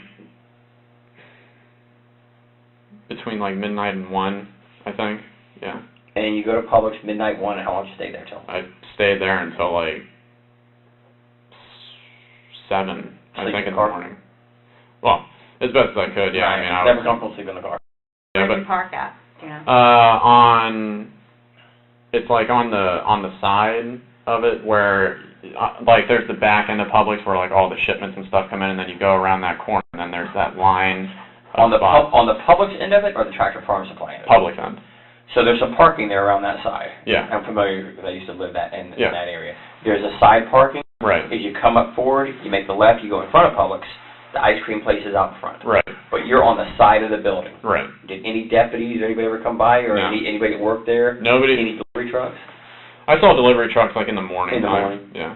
And 7:00-ish? Between 7 leave? and 7:30, yeah, I leave. And go where? And then I just drive over to where my interview.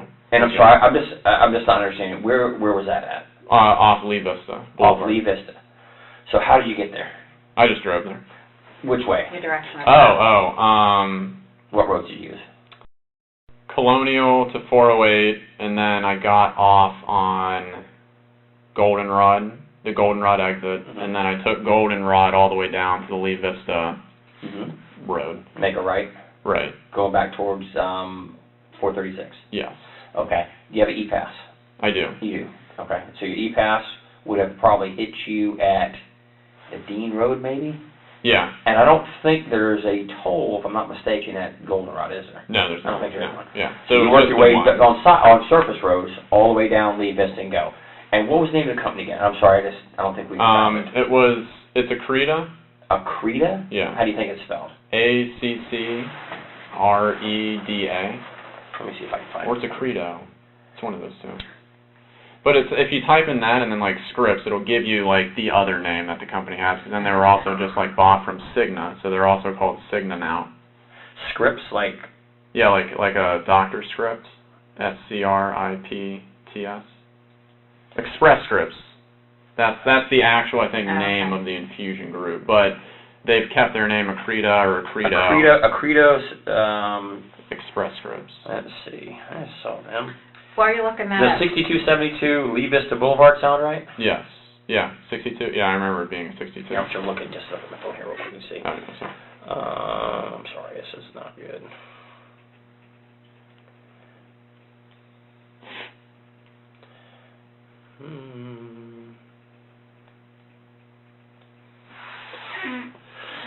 Look about right? Yeah. Okay. Express Scripts, yeah. So it's going to be 6272 Lee Vista Boulevard, and it's called Express Scripts there on their name. When I put it said Accredo Express Scripts. That's not right? Yeah. Okay. So you went and had an interview with who? I had an interview with the two managers, Erica and Terry. Erica and Terry. Females or males? Females. Okay. Two females. What did Erica look like? Erica is, I think, like, maybe 30 or something like that, and she's got, like, blonde hair, like, fake eyelashes, white, kind of just looks like young, standard, small-built woman. Okay. How about the other girl? Terry is, I think, kind of into her 40s. She's got, like, auburn, straight hair, white again, and, she was also just kind of like a standard, slim-built person. Okay. What'd you wear to the interview? I wore my suit. It's just like a Men's Warehouse gray suit. Sure. Like brown shoes. Okay. And you said the interview was from what time to what time? And I'm sorry to repeat. No. I just don't remember off. My interview was scheduled for 10 in the morning, But you got there early. Right, because I was told that I had to print out like my resumes and my other things, but then I wasn't able to the night before. So I had brought my Surface thinking that I could print it out earlier. So I got there at 9, or like maybe 8:45. Where'd you print it out at? I actually didn't. I mean, they said that they couldn't, but they already had copies of it, so I didn't have to worry about that. So you had the interview and it started approximately what time? Like 9:40. 9:40 and went to about when? I think it was about an hour. So like 10:30, 10:40 or so. They didn't offer you a job and said they may have something coming forward. It seemed like promising, but then they said that they had one more person to interview on Tuesday or Wednesday of this coming week. Mm-hmm. So, but they said that I would hear something from them regardless, like Tuesday or Thursday. I want to jump back just a second. When you left the house, right. What were you wearing? When I left the house, I was just wearing, like my, like black pants, Mm-hmm. and then just jeans, or just like workout pants kind of deal with? No, just like workout pants. Workout pants, okay. Yeah. And then I just had a black shirt on, and then was I wearing a jacket? And I think just like one of my sweaters or jackets or something. And you changed where to go to the? In the parking lot at the place. I suppose. Okay. You go to the interview. Let's say you're there till maybe 11 o'clock. Right. Approximately. Where'd you go from there?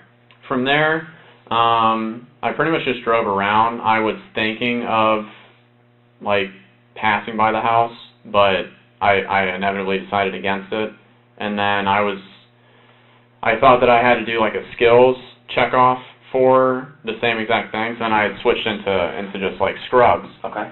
But then that didn't end up needing to be done today, or on the same day. Uh-huh. And then I was pretty much just driving around. I ended up going to Waterford, or I had gone back to the Publix area at one point, Mm-hmm. Because I wanted to see if I could get my phone service back. Mm-hmm. But then I was told that I'm not like a registered user. Did you go to a phone store somewhere? Yeah. Which one? The Verizon. Where's The that at? Verizon, which is right there in the same place. In the Publix Plaza. Right. It's Is it like down by Tractor Farm Supply? it's right next to the Zaxby's. It's where the family dentistry. Oh yeah, they built a new building up there, didn't Right. they? It's like a little strip, 4 or 5 store there. Yeah. Okay, know exactly what you're talking about. Where you're turning to go to Corner Lakes Middle School. Right. Okay. So you I went there and talked to somebody? Yeah, I had tried to get my phone service back, and then Guy or girl? it was a guy. What does it look like? He was a young guy, like maybe in his early 20s. He had black hair. I think he had like a goatee. Okay. What time was that approximately? I think that was the first place that I went to when I came back. So if I got out of there around 11, maybe like 12 or 12:30 or something like that in the afternoon. Mm-hmm. I think. Okay. Couldn't get the phone because why? Because I was told that I wasn't a registered user, because it was under my dad's name Sure. and everything. And then I was told I was a registered user, and then that basically they can't do anything unless he gives the sign-off to me. Right. The account holder has to approve of it. Right, right. Okay. Didn't work. It didn't work. And then you went where? And then after that, I went back, and then I think I just sat in my car for a little while, because I was just thinking, okay, well, how am I going to do this with everything that just happened? And from there, that's where I think I decided that I was going to maybe drive by the house. Did you go right by? I didn't drive by the house. I was starting to go there down that Fort Christmas Road, and then I was just like, I'm not gonna do it, because as far as I know, it's like, you know, Dad's probably at work. I don't know if Cody works again today, and you know, just like with everything that had been happening. When you drove down there? Yeah. See anything strange? No, I had seen I had just seen like a couple of cars like pass by me, but what do you mean cars? Like just standard, like just a little bit of traffic. Okay. But then apart from that, no, I mean nothing. How close do you get to the house? I mean like a couple miles. Okay. You leave there and you go where? And then after I choose not to do that, then I go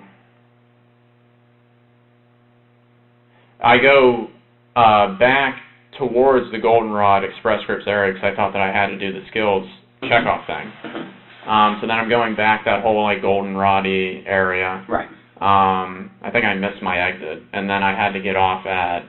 Did you go 408 again? Yeah. Expressway? Yeah. Okay, so you're going back and forth on the 408. Right. Okay. And then I missed the Goldenrod exit, and then I like don't even think to get off on Cimarron. So then I end up like needing to go off on Crystal Lake Drive, and then I connect up with 50, and then I just go all the way back to the Goldenrod Road. Right. But then I stop off and I see if there was like any email updates or anything like that, and then Check your email. Yeah. Nothing. And then there was nothing. So then I was like, oh crap, it's not like today. But you've got to pay for things. You've got some money Right. in your account. Right. You got Cody's card, right? Right. Do you still have your dad's card? Yes. Okay, so I had that. Okay. Do you use any of them? I had used Cody's card to pay for one of my bills that was outstanding. What? It was just one of those from that site. It was just like a bill that had backed How much up was that? from there. $5.99.99. Okay. Um, Cody, know you were doing that? Yeah. He said it's okay to do that? He said to use this to like survive until things can get figured out, because he knows that I only have a few $100s in my name. When He did told you that night that you Right. could use his card and pay off what needed to be paid off? He said to use it for like necessity. Did he give it to you? Yes. He gave it to you, so here, take this and just Yeah. do whatever. But that was normal for him, though. He was, Yeah, he was, because he had for the most always. part, he was footing most of your bills. Right, aside. right. Okay. So then after the realization that I didn't have to do any skills checkoff, then after that, that's where I go to Waterford. And then at Waterford, You stop anywhere over there? I go into Panera, Okay. because I think that I'm going to get something to eat. About what time? This was like right before I went to the hotel, so it was like, after that, that's where I go to Waterford. And then at Waterford, You stop anywhere over there? I go into Panera, Okay. because I think that I'm going to get something to eat. About what time? This was like right before I went to the hotel, so it was like 1:30, 2 o'clock in the afternoon, maybe. Okay. And then in there, I think about getting something to eat, but then I don't really want to use like the other cards to pay for something, and then I know that I only have a little bit, but then I'm gonna have to like sleep somewhere. And again, I'm trying to use like my money for that type of stuff. Trying to So conserve. then I'm only in Panera for like 10 minutes or something like that, and then I end up leaving from there, and then that's where I go to the DoubleTree, and then that's where I checked in, and then I was at the DoubleTree all night. Did you go anywhere? Leave? I only came out of the DoubleTree to, I think, get like a water bottle out of my car, and to get like, to get my like my razor out just in case I needed to shave or something like that. In your room. What's in your room back at the DoubleTree? At the DoubleTree, it's my leather, like just shoulder bag, Uh-huh. and then it has my other small leather shoulder bag, I guess you could call it, but it's like a satchel. Okay. What's in it? What's in this bag? In the satchel, it's just got some batteries, some protein bars, just some like ration type food, and then in my big carry, it's got just like some clothes, standard clothes. Mm-hmm. It had my like all the electronic chargers and whatnot that I could get, just Sure. kind of like grabbing and putting in there. And then it has my Surface, my cell phone, and my iPad. Yeah. And then it's got like some like bills, like some previous bills. Does your cell phone have a lock on it? Yes. What's the lock? 2112.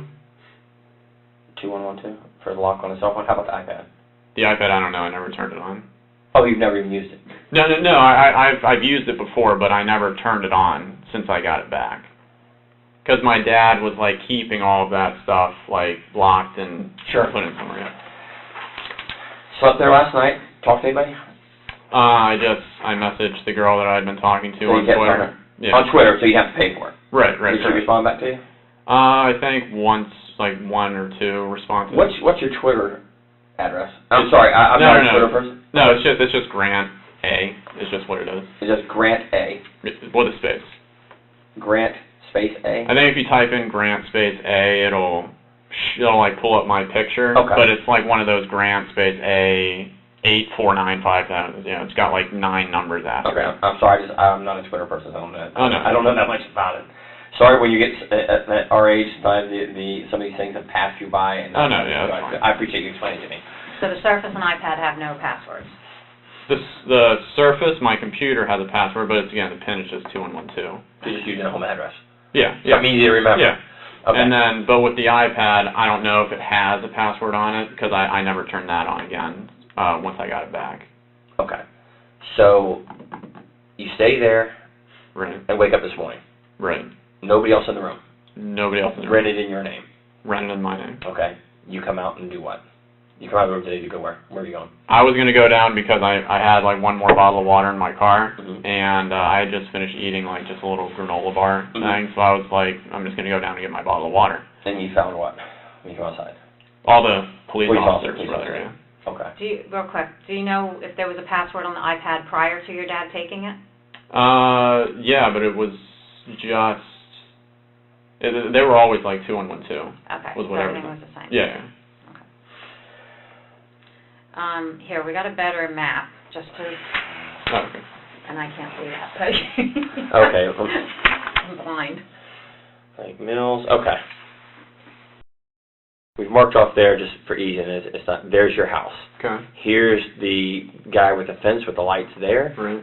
And you went down Fort Christmas going into Orange County. Right. And I would suspect this is about somewhere around a mile, give or take, Okay. from your development Do entrance. you remember a cross street or anything that it was near? It was, I don't know if it's on here, Yeah, easy for you. because it would be a road that's like coming in this direction, where it's A like, side road or like somebody's private road? no, it's like a side road. It's like a road that inevitably collects back up with 417, and it's like, it's got, 450? I think what you're saying, that road, it should come back to 50, if I'm not mistaken. I think there's a split where it splits off, and if you go left, it'll wind up. oh, yeah, it was before that. Yeah, it was before that split, where if you take that road, You know what I'm yeah, talking about. but it was before that. It's where there's another road that's intersecting that has like a metal guardrail, like a long metal guardrail. And it's just like a little, I don't know, I can't really describe it. It's like it should be a road that's coming in from this direction. I just have no idea. I mean, unless it's like one of these that's just like right off the map or something like that. Okay, here is, I think this goes back out, if I'm not mistaken, goes back out to where? Lake Pickett. Lake Pickett Road goes all the way from Percival.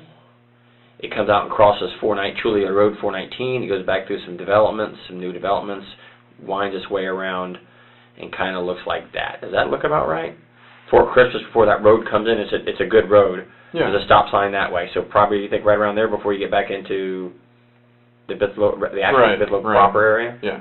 Could that have been it? Like right around, Yeah, right around here. It was close to There, that. was there a church right there? The Catholic Diocese of Orlando has got some property there.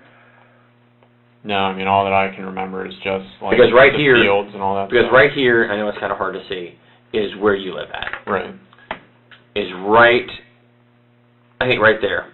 Yeah. Sultan's right there. So then, yeah. That other road comes down, you say where the lights are down that way, and the only real road that comes down and goes back to the east will be that right there. So it's probably that. Yeah, I did not know. But it looks like a decent-sized road. It wasn't just like a little driveway or somebody's private road. And then So- it winds through. So it'd be Lake Pickett. Lake Pickett. Highway, what's it, 420? 420. So somewhere in that intersection. Somewhere, you stop. yeah. Better. And then, when you left Cody, what did he say he was going to go do? Cody said that he will take care of it. Take care of what?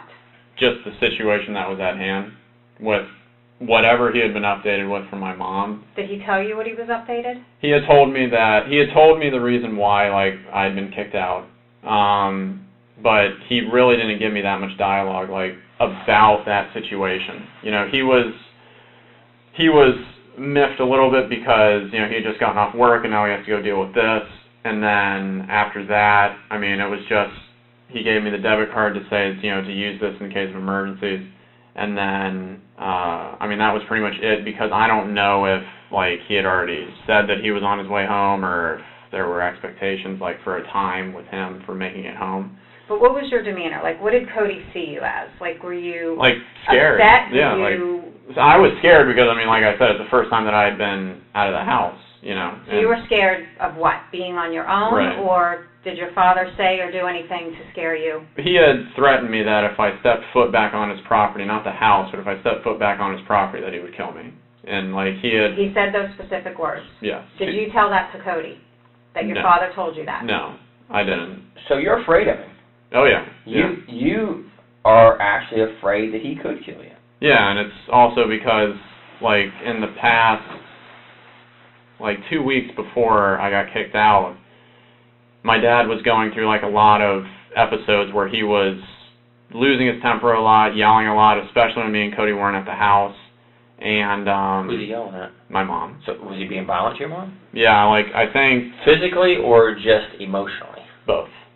Put his hands on her. He had bruised her left arm by grabbing it. And then apparently she had said that on one of the nights that they were in the kitchen together, and then he was like throwing food at her and then banged her head against the wall a couple times. So, and I'm not let me speak bad of your dad, but he's kind of a violent guy. Yeah, I mean. You have a reason to be afraid of him. And then the thing that I was getting to was that apparently my mom was so scared at one point, because it had been a while since he had been like this, that she had taken like a couple or a number of voice memos on her phone whenever he would like come in and then start, like she knew that, you know, something like he was going to start to get upset. And that on multiple occasions, he had told her that he had told her that basically if I fuck up, sorry for the language, but that if I screw up, he's going to kill me and then he's going to kill her. He said those specific Because words. he blames everything that happens negatively with me and with Jason, not with Cody, but with me and Jason on her, because we're her favorites. So you have a reasonable belief in your mind that your dad could hurt you. Yes. He could hurt your mom. Yes. He could maybe hurt Jason. Yes.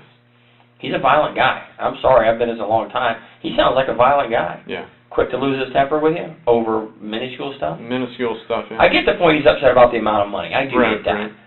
But physically, he's abusive. Yes. And it's kind of embarrassing as you're an adult male right now.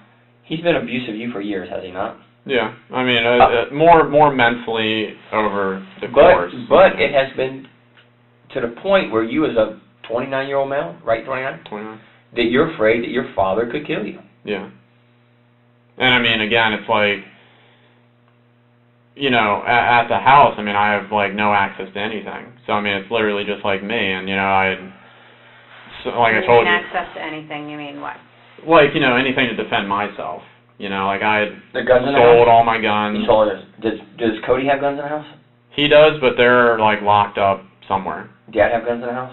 Again, yeah, but they're locked up somewhere. And you don't have access to them? I don't even have a house key.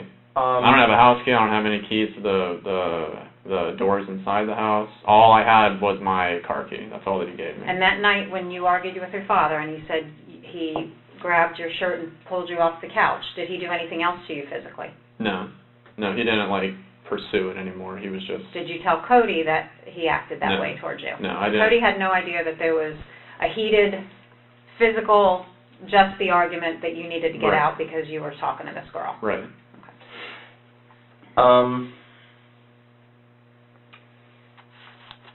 We've come and talked to you.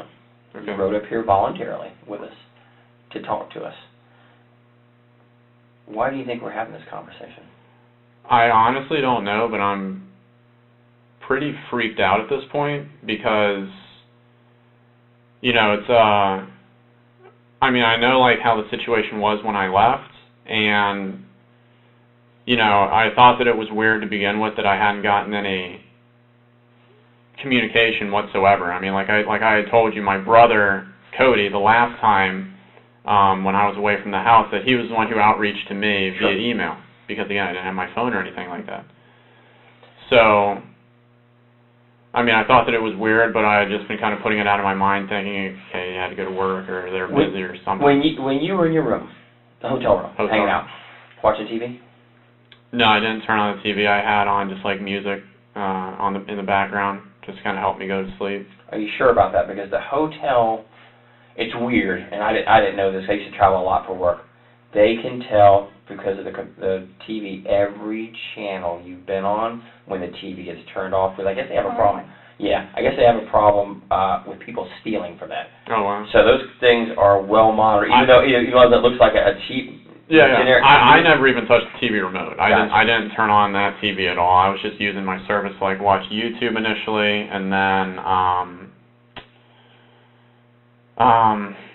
You were checked. still using the service to check things. Right. So yeah. there'll be a history of everywhere you went on it. Right. Yeah. Okay.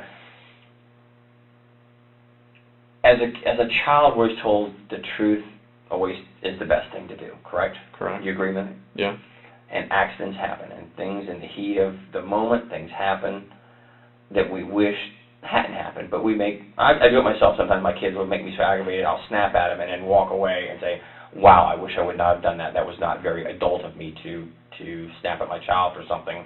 Yes, they're wrong, but I should be the adult and not snap at them. Right. Tell me what you think, because I can tell I've done this for a long, long time, and I read people, the way they act, and the way they talk to me, and the way they answer questions. There's something you want to tell us. I can see it in your eyes, I can see it in your body language, and just the way you act. Now's the time.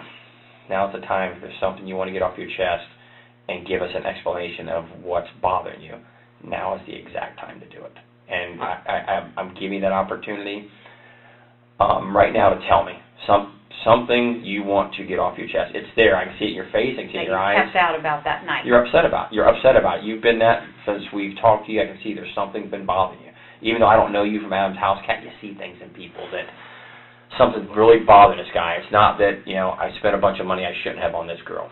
So be it. You did. It's over with. Money can be made back. Something's bothering you. I'm just worried about what is all transpiring from this. I think at this point right now, to be honest with you, Grant, you know what it is. It's in your eyes. Your eyes is the view to your soul, and it's in your eyes. And it sounds stupid, and people don't believe it. Like I told you out there in the car, did I not tell you? You may not like what I say, but I'm going to tell you the truth. I'm going to tell you the truth every time, because I can walk in front of anybody in God and say, I don't care. I told him the truth. And we usually know answers before we ask it. Right. Me and Eva knew everything before we asked you the questions. Now's the time to come to Jesus, be honest, because you're holding something back. I can see it in your eyes. People don't believe that the police will help you, but we are actually here to help you with issues you may have. I think something happened, and you don't want to tell us, but right now is the time to get it off your chest. And I really wish you would, because it will make you feel better in the end. I genuinely don't have anything else that I can say about the night or the periods of time afterwards. There's only one opportunity to make that good impression. And if we've done something we shouldn't have done, you fess up there. You caught your hand in a cookie jar, you do it. Now, is there anything else that happened at the house that you didn't tell us, that you've left out, or we haven't asked you, that would be of importance? Or during the time that you drove around for those few hours, did you ever really go back to the house that you haven't told us about? Something that happened that caused you to defend yourself. No, because again, it's like I didn't have any means to defend myself. I mean, I didn't. Well, we know from talking to that there's weapons in the house. Right. We know that to be a fact. Something happened that caused you to defend yourself. Whether you had anything or not, you found something to defend yourself with. I can't tell you everything. I'm not going to tell you everything. But something happened. Whether your dad blew up on you, threatened you, physically harmed you, or hurt you, something happened that caused an altercation. And I didn't do anything at the house besides get my stuff together and take it out to my car. And that's, I mean, I didn't, besides that one thing that I told you guys where I was going down the road to come back maybe, besides that, I mean, I didn't. So you saw nothing that was out of the ordinary? No. In the Fort Christmas area or 419 area? No, I mean, Did you even get up to the Lake Mills Fort Christmas area where that guy's blinking lights are? no. When I came back, I didn't come up to there. There is, and you're a better electronics than I am. I'm gonna go ahead and admit that. There's a digital footprint, and there's ways to see things that we know that don't make sense. Even though your phone may not have service, there's still issues with the phone. Right. And it was on you the entire time Yeah. when you left the house Yeah. until you were in touch with law enforcement? I can track places you've been, and I know where you have been, and I know what time you've been there. And everything you're telling me isn't just copacetic and doesn't add up. Because there's what I think, what you think, what she thinks, and then there's things that are hard facts that you can't manipulate. Right. You know what I'm saying? I think something happened at the house based on my knowledge right now, and you're afraid to say it. You're afraid to come back and say that I was a victim, I was hurt, I had something that happened there that I don't want you to tell because it's something maybe embarrassing or not good, but I know a lot more than I can let on right now. And things you're not telling me, I can't help you if you won't let me help you. So where's the missing piece? What have we missed here? I mean, when I had come back that other time, I crossed in front of the dude's fence, the red blinking lights ones. What time was that? I can't remember. That was Friday during the day when you said you were going to come back. Right. Yeah. Okay. But it was after you did your interview. Correct. Okay. Yeah. If you did that, you would have seen something, and there would be something out of the ordinary that you would have seen. If you passed that, you passed something out of the ordinary. What was it? I saw like a news van, and then I don't think there might have been like a cop car. There was like traffic being. Human nature. Human nature. What do people do when I go back to my old neighborhoods? And I've lived a couple places in Central Florida in the 23 years I've been here. I see something major going on. I get on my phone or I get on my computer. I wonder what's happened by my neighborhood. And look. Did that even spark your attention? There's a digital footprint of where I went on my phone. This right here phone, they can tell me I looked at these maps on my phone because it's on there. Right. The memory's there. You can't delete it. You can't. You came back to the neighborhood. You saw some things that are really out of the ordinary. Right. And I don't believe for a second that you thought that I'm not going to look what's going on. What happened to my neighborhood? I mean, I didn't search it up on anything, on any of the devices that I have. Did you search it somewhere else? At, remember, like I said, I know things that you don't know. And honesty will get you all the things I can do for you, to be honest. I can't deal with someone who lies to me, right. But I'll deal with someone and help them till the end, no matter what, believe it or not. That's just me, and she'll tell you. It's what it is. I'm going to be honest with you. I'm going to say if I can do something that can help you, I'm going to help you because every one of us make mistakes and do things we shouldn't have done in the heat of the moment to protect ourselves or to protect somebody else. It happens. I know you've searched for something. I know something.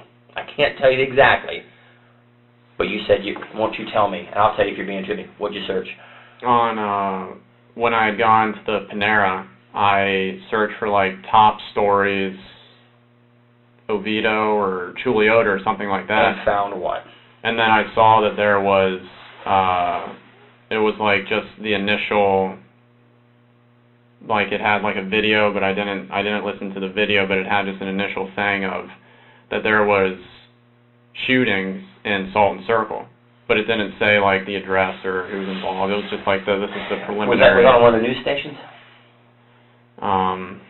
What was the site you searched? I honestly can't remember. I think it was one of the Weshes. But and you saw the story, because we've seen the same stories. You've seen the story. Because there's a thing that will tell me how long of the time you spent on that. Right. You saw what happened. Yeah, I was on there for like 20 seconds. Well, what was your thoughts when you reviewed this story? I was freaking out, and I was just like blank. I didn't know what to do. Now's the time. Now is the time So what do you think to be happened? honest. I think that there was something that obviously happened at the house. Tell me what happened. I don't know what happened. I know better. Listen to me. I know better. I can help you, Grant, with honesty. I can help you with honesty. We think something else happened before you left the home that you're either afraid of or embarrassed to talk about. But we need to know exactly what happened because, like Danny said, we can place you there at certain times. And so we need to know what happened before you left that house because you didn't leave with everything being okay.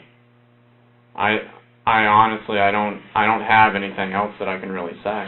I mean, I don't know. Do you even know why law enforcement got involved? Like what brought us to that home? No, You just said it. You know something bad happened there. Out of your voice, not mine. I have not told you anything what's happened there. Something bad happened. You're here with us for a couple hours. You admit that you've looked at a site and seen something bad happen because the video is not of just a general area. It's of a specific location, correct? Yeah, I saw like a driveway or something. Whose driveway did you see? I don't know. I saw like there was like a gate. There was a gate, and then I saw like that there was like 2 cars, but then I didn't see anything past that. Okay. Well, is that driveway and gate your home? I honestly did not fixate on it for like a long period of time. I saw like the one with an actual like gate. You've been here with us. You think something bad has happened at your house, and to date, so long you haven't even asked us about anybody. Well, that's because for the last time that I was arrested, I mean, like nobody would tell me anything. Once you start telling me something that's truthful that I know, then we're going to have a conversation of exactly what happened. I mean, you're a smart guy. You know something's happened at your home. You have law enforcement here. You haven't heard or gotten any Well, emails I from mean, your family. I'm just scared as to what the answer is. Well, you need to help yourself by filling in the blanks of what happened that night so we can give you the answer. Did anything more happen with you and your father besides him grabbing you up from the couch and yelling at you and kicking you out? Anything at all? Did he harm you, hit you, No. draw any weapons on you? No, he didn't do anything like that. I mean, he was just yelling. This is the time to come to Jesus, to be honest, because you know more. I'm looking in your eyes tell me exactly that you are hurting inside. I get it, brother, I get it, you're hurting. And this is the You're only scared. time we can help you. Because once we get to a certain point, there's nothing I can do. It's in the hands of who has it. Nothing I can do. Honesty is always the best policy. You get caught stealing a car, you admit to it, I get it, how can I get help? What can be done to help me? And let me tell you the rest of my story. You're holding And if back. something happened that you were defending yourself, then we need to know that. If you were protecting yourself because you were in fear, then that makes sense. But we need to know exactly what happened for you to protect yourself. You can't minimize this. Once, a wise man told me one time, once a bomb goes off, you can't defuse it. You can't. That's already out there. Now is the point to say, how do I put Band-Aids on myself to minimize the injuries I have? And we're giving you that opportunity. I want to give you that opportunity. I don't think you're a bad guy at all. I really don't. I think you're going through a very stressful and emotional time right now with being out of work and just dealing with all the problems with the arrest. You're probably not used to depending on somebody to pay all your bills. So now you have to do mom and dad or have to give you money. Cody's having to give you money. And there's a significant debt to people. $200,000, I don't know what I do. I mean, mortgage, yeah, I get it, or something like that, or a medical bill for my child, yeah, I get it. But talking to some girl, in Bulgaria, you hit it right on the head. You were embarrassed about it, and you have nothing to be embarrassed about. And you said you had a connection with her. Sure. And here it is, man. I want to help you. She want to help you. You gotta come to me with the truth now, because I already know the truth. I do. Here's the chance. You can shake your head no and say, I don't know, you do know. And I know you know, she knows you know. There's a reason you didn't go back to the house. There's a reason why you haven't tried to reach out. I mean, it's odd you haven't heard from anybody. Yeah, I mean, it's like it's words that, like, I can't think of to even say. But I'm assuming that, you know, when you see that there is a shooting somewhere and it has to do with my family. Your family has no known enemies. Nobody has a problem with them. Nobody. Right. Continue what you were saying. You said when you But I mean, that's like I don't.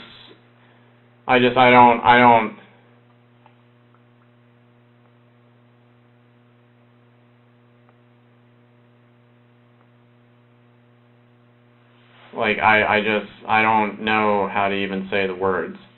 Well, give me a roundabout what you're thinking. That somebody in my family's dead. And how does that make you feel if you're thinking that? I have absolutely no ability to comprehend the words, because, like I said, I've been there for my whole entire life, and even though there's been struggles and everything like that, there hasn't ever been any issues.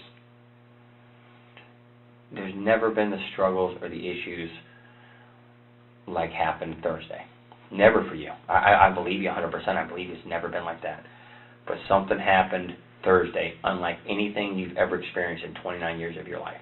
Never. And maybe you felt that was rock bottom for you. You were getting kicked out of the house. Your father gave you an ultimatum. I mean, that's, you know, you're already dealing with the debt, and, you know, now you have to stop talking to this girl, and now you're being kicked out of the home. I mean, I can understand how you would feel. I mean, that you'd want to lash out, or, you know, if something happened, you'd want to defend yourself. Sure. Absolutely. But we need to know what happened. I mean, I can tell that you guys are, like, leading me into a certain way of what... The only thing we're leading you to is wanting to get the truth from you. Not trying to make you say something that's not true, that's not accurate. The truth, the end. That's it. That's all we want, is the absolute truth. Because it's got to come from you. It can't come from us. It can't come from us. Do we know what happened? Yeah, we already know what happened. But it has to still come from you, the truth. Because the parties involved, that's, in all cases, you want the truth from them. I don't want somebody to say something that's not true. Absolutely not. I want them to say, this is what happened, and here's why it happened. Because sometimes there are things that are justifiable. I'm dealing with a case right now where some people were jumped in a house, there was a shooting, and the people involved in the shooting are not going to be charged because they have the right to defend themselves. Nothing in the state or federal law says you have to be seriously physically harmed or killed. Nothing does. You have a right to defend yourself. Absolutely, you have a right to defend yourself. Of your Sure. You being hurt or your life. But Grant, I just need you to come. It's there. It's there. I can see it. It's on the tip of your tongue. You want to say, let me tell you what happened. I'm being honest. I think you're being honest about 95% of the story. I truly do believe you're being honest about that. I think there's that 5% as most people, because they're afraid to actually talk to us and tell us their story. And sometimes we can help justify their story once they tell us the truth. It's a fact. It happens that people are afraid to tell things. They're afraid, oh, I'm gonna get, you know, you're not gonna believe me, you're not gonna like me, you're gonna think bad of me. It's not the case at all. I have no opinion one way or the other. I don't know you. I don't think bad of you. I just don't know you. If you're a friend, I would think different of you, or somebody I know was something else, or had previous dealings. Yeah, I may have an opinion, but I don't have an opinion of you. I just don't, because we don't know each other. We've never contacted each other, have we? No. So there's no reason for me. But I've been honest with you the entire time, and I will continue to be honest with you till the remainder of my career at the Seminole County Sheriff's Office. I'll always be honest with you. Call me and say, hey, this is. I'm going to tell you. Again, you may not like it, but I'm going to tell you.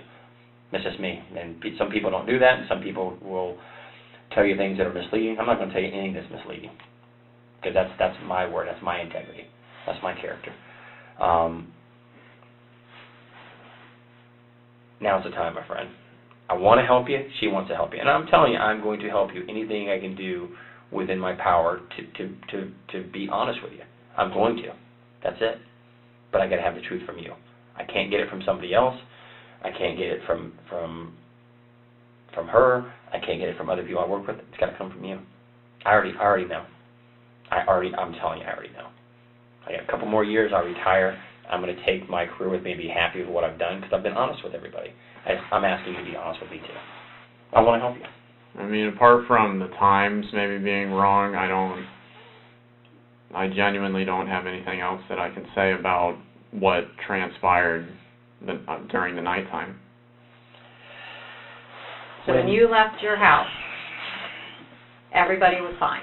Yeah. And when you left Cody, everything was fine. Well, we got called to the house because Cody didn't show up to work.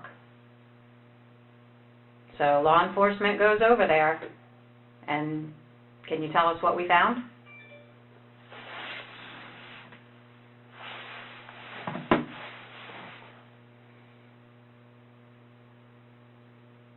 What do you think we found when law enforcement arrived at your home? I mean, you guys are talking about guns and you're talking about other things that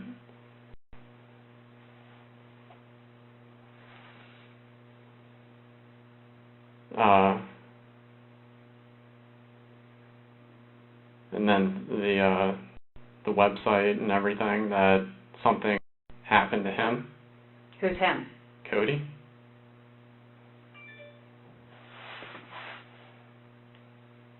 Did you do anything to Cody? No. Did you do anything to your mother? No. Did you do anything to your father? No. You have any reason to believe that anybody else would harm them? No, the only thing that I was told was that Cody would take care of it for me. And that's all that I know. But you didn't tell Cody what your father said to you, correct? Correct. So when Cody made those comments to you, what do you believe he meant by that? Have you guys ever talked about? That he was gonna, I thought he was just gonna do what he always does, which is where he just talks about it and he figures out whatever strategy he needs to. So if anything happened in the home to bring law enforcement there, what would you think happened? That there was a shooting. Between whom? I don't know. Between Cody and my dad. And why would you think that? To protect me, or to help me, or to do something with me. So you're telling me you did not shoot Cody, No. your father, or your mother? No. I mean, I don't know, like, what more I can say. Well, when law enforcement arrived, that's what they found. So you're the only outstanding child. You're the one that's been having problems with your dad. You're the one that we haven't been able to find for 2 days. Do you understand now why we would be questioning you about this? Yeah, but I mean, I wouldn't, like, I wouldn't be saying, like, all, like, I don't know the way to, I don't know, like, what to even say. We're trying to see if there's anything else that you've left out during the night from when you first came home and confronted your father, or when he confronted you, until the time you left, that you've not told us. There was nothing,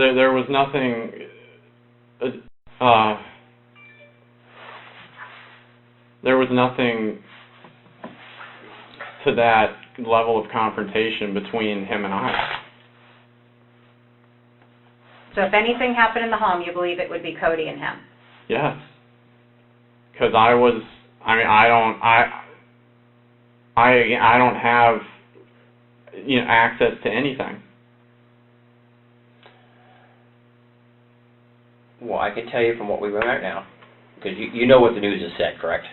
You know what the news has said. I only know that first story that I saw, and then I didn't look again. And what did the first story say? That there was a shooting in the Salton Circle area, and the investigation is ongoing. Okay, and what did they say? They say the status of the people inside the house? What No. did they say? Because all the news have reported the same thing. Every one of them. The sheriff has held a press conference. The sheriff has provided information to the media. And it's known All that what has happened in the home. all that I saw was literally like the paragraph, and then the last sentence was there's an investigation ongoing, and then I didn't. You saw more because at Panera, when you said you pulled it up, they had more information then. They had more information than just there's been a shooting. There's a lot more information was given. It was all over the news by that time. The new news reported exactly what had happened. We know that Cody didn't shoot your dad. We know Cody didn't shoot your mom. We know Cody didn't shoot himself. There's something. And you still haven't asked us the condition of them or anything. That's because I mean, I don't know what the normal proceedings are, but The normal proceedings are for you to be honest about what happened. And then we help you understand everything that's going to go on from here on out, of what our responsibilities are. And we don't believe you're being honest. We feel that you are leaving something out about what happened in that home. And the evidence tells us what happened in the home. But you need to fill in the blanks. Here's my hand for honesty. Here it is.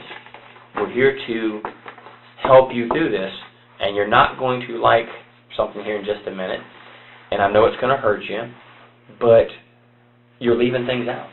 You've got to take that step and cross over and say, okay, I have to tell you. You'd probably rather tell us what happened before Eva opens that up. You probably want to tell us and save yourself some grief by saying, here, let me tell you. Here's what happened that night that I wasn't completely honest about. Because honestly, Grant, I believe you've been honest about a very lot of things. I really do. Because I can account for your day. I can account for your night. We have a couple very small holes. 95% of the story I already know. That's why you're here with us. And again, your cell phone's going to put you in the areas, we're going to check exactly where you were throughout the entire time you started this conversation. No. So if you went back to the house and did something, or how long you were there, we're going to know. No, I mean, I never did anything like that. Just things like, look, remember I saw my digital footprint? Yeah. Your E-Pass tells me where you went. We have a thing called LPRs, license plate readers, in different places all over everywhere. And every time your car passes, or any car, I have somebody, one of our Intel girls, put in thing, hey, has this tag went by there? Yep. Has it been in a certain place? Yep. It tells me exactly where you went. Man, I'm telling you. I know it's hard to trust the police. I know people don't trust the police. You got to give me the chance to trust me. You have to. I already know. I know what happened. I know. 95% of the story, I know what happened. And so do you. And it's in your face. It's in your emotions. It's in your body language that something is severely, from the minute I met you in the hotel, severely bothering you. And you knew why we were there the minute we came to see you. You knew why we were there. You knew it. And you knew what I was going to tell you at some point during the course of the day, what was going to happen. You already know, because you've checked on it. I know you've checked on it. There's a way to tell. I said the best thing about the internet and electronics, they tell a story. And they tell how many times things have been looked at, what's been looked at, and how long you spent there. Sheriff can tell me every website I've ever been on this iPhone. Every one. And how long I was there for. Every meme I made up to send to somebody something funny as a joke, they can see it. I'm here to help you, man. I'm here to help you get through all this. I am an honest guy. I'm going to be honest. And when it's all said and done, I'm going to be honest to the very last day that I deal with you. And then when this investigation continues, I'll go on to the next person and be honest with them. But I got to have you step over that little bit of line. Basically, we got a line here. And you're so close to wanting to step over that line. You have come all the way from the back side of that table over to here. And now you're right about right here that you want to do it, but you're scared. I get that, my man. I get you're scared. But something happened there that kicked us off, unlike anything that ever happened in your life, to get to where we are today. And I just need you to tell me exactly what happened. Here's your brother, the guy who's always looked out for you, correct? Paid for your trip to Japan, paid bills. Your dad and your brother have paid $200,000 of this video chat, whatever, with the virtual, not the virtual, but the girl in Bulgaria. Dad's pissed about the cost. I'm sure I'd be upset too. $200,000. Think of the car you could have for $200,000, or paid off college debt or whatever. Some girl in Bulgaria got basically your college debt. Now I'm sure your brother and dad may have been as happy if you take that $100,000 and paid off that program. But there's a lot of pressure on you. I get it. I need you to step over, man. You're right there. You're right there at the end, ready to go. We're ready to take the information from you and move forward. We're there. I just need you to take that last step over and say, all right, let me tell you what else. I've been honest about the vast majority of this, but let me tell you what actually happened that night. It's there. When you're talking about the phones, because I'm illiterate when it comes to phones and Wi-Fi and all that. So you said when your dad cut off your phone a few days ago, you had no phone number, like no way to call, just pick up the phone and call someone, correct? Right. So when you would communicate on Twitter, like you said, either on your cell phone or your Surface, you would have to be connected to Wi-Fi, is that correct? Right. When you were in your home, were you connected to Wi-Fi? No. Talking to these, you know, when you did the Twitter and so on and so forth, were you connected to the Wi-Fi at your home? Yes. Both No, wait. No, I wasn't. I was on the LTE. I was on LTE. I was just on the cell service. And you can still do the Twitter thing on cell service on Right. the LTE at home? Right. Okay.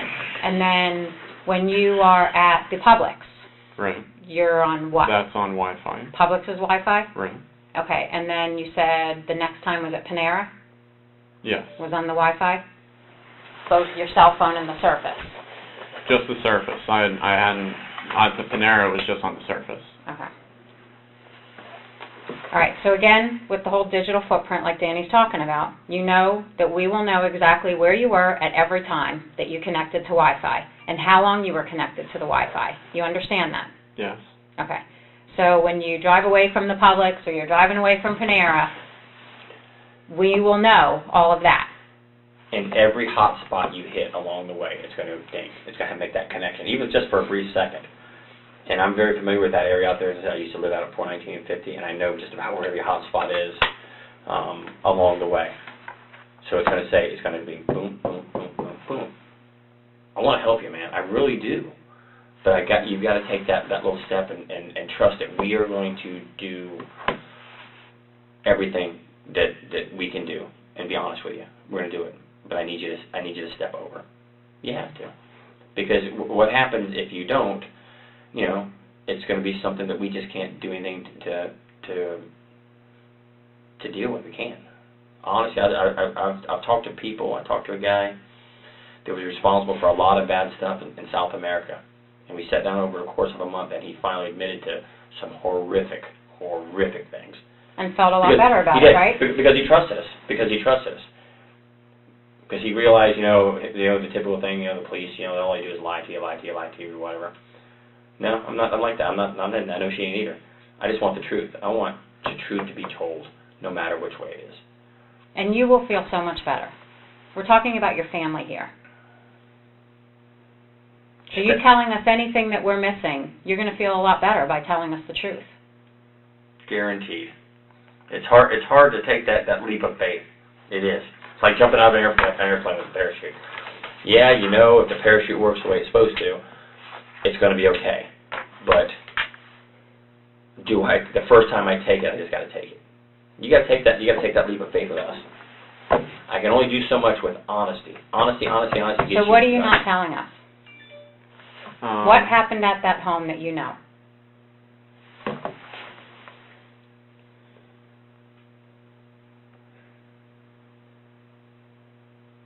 Grant, I know you want to tell us. It's on the tip of your tongue. I know you. It's right there. It's that bad taste you want to get out, to get it off your chest and out of your head. But you got to do it. I can't make you say it. I need you to say it, so then we can move forward with the truth. Like I said, we're at 95, probably we're probably close to getting 97, 98% truth, but that last step you got to tell us. Because if when you say something, you get locked into a story, and it's proven to be false, then you got problems. Because what do people look at during the course of an investigation? Did everybody who was honest and who was dishonest? So there's an explanation to things. You have to explain them, and you're missing that 2, 3, 4, 5% of the truth that you're holding back. And that's the most crucial for you right now, is the truth. Sounds crazy, but that's a fact. The truth shall set you free. Emotionally, you're probably going to break down because you've got this all pent up inside you that you want to say it, but you're afraid to say it. I get it. I've talked to people that makes all this look like nothing. This whole investigation like nothing. They're just bad. Then once they get this off their chest, they say, you know, I didn't think I would, but I feel better. I know it's tough, but I feel better. Because now I've told the rest of my story. You can't, you know, it's like reading a book and getting almost to the end, the conclusion, and you just shut it. You got to open up. You got to open up to me, man. I'm here to take that information from you, to get you over this hump, to a little peace in your mind. You'll never have peace without saying, here, let me tell you. This is exactly what happened. And I already know. I'll be honest with you, I already know. This isn't my first rodeo. We've been doing this, what, between the two of us, 50 years? Over 50 years. Married. Over 50 years. I've seen So it what is it you need over. to tell us that we're missing? Step over. I mean, the only thing that I know is just that, I mean, I left the house later than what I had said. Did you leave the house with your brother Cody looking like that? Or did you leave the house with your father looking like that? Or your mother? Is that how you left your family? No. Nobody else went into that house. Who left your family like this? If you were the one that's been depressed, you were the one that owes money, you were the one that got into a confrontation with your father, who did this to your family? If you were trying to defend yourself or something else happened, we need to know now to help you. So tell us what happened, Grant. We're here to listen to you. Grant, you need the truth. We're here to make this right. You got to tell the truth. It's on the tip of your tongue, my man. I get that. It's Did your tough. father go after you and you try to protect yourself? No, I didn't do any of this.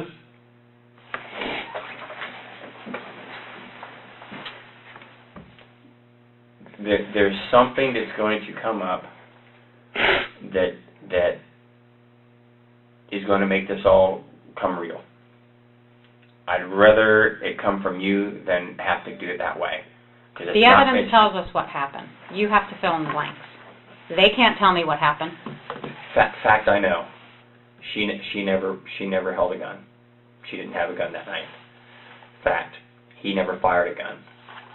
Fact, he never fired a gun. Never did.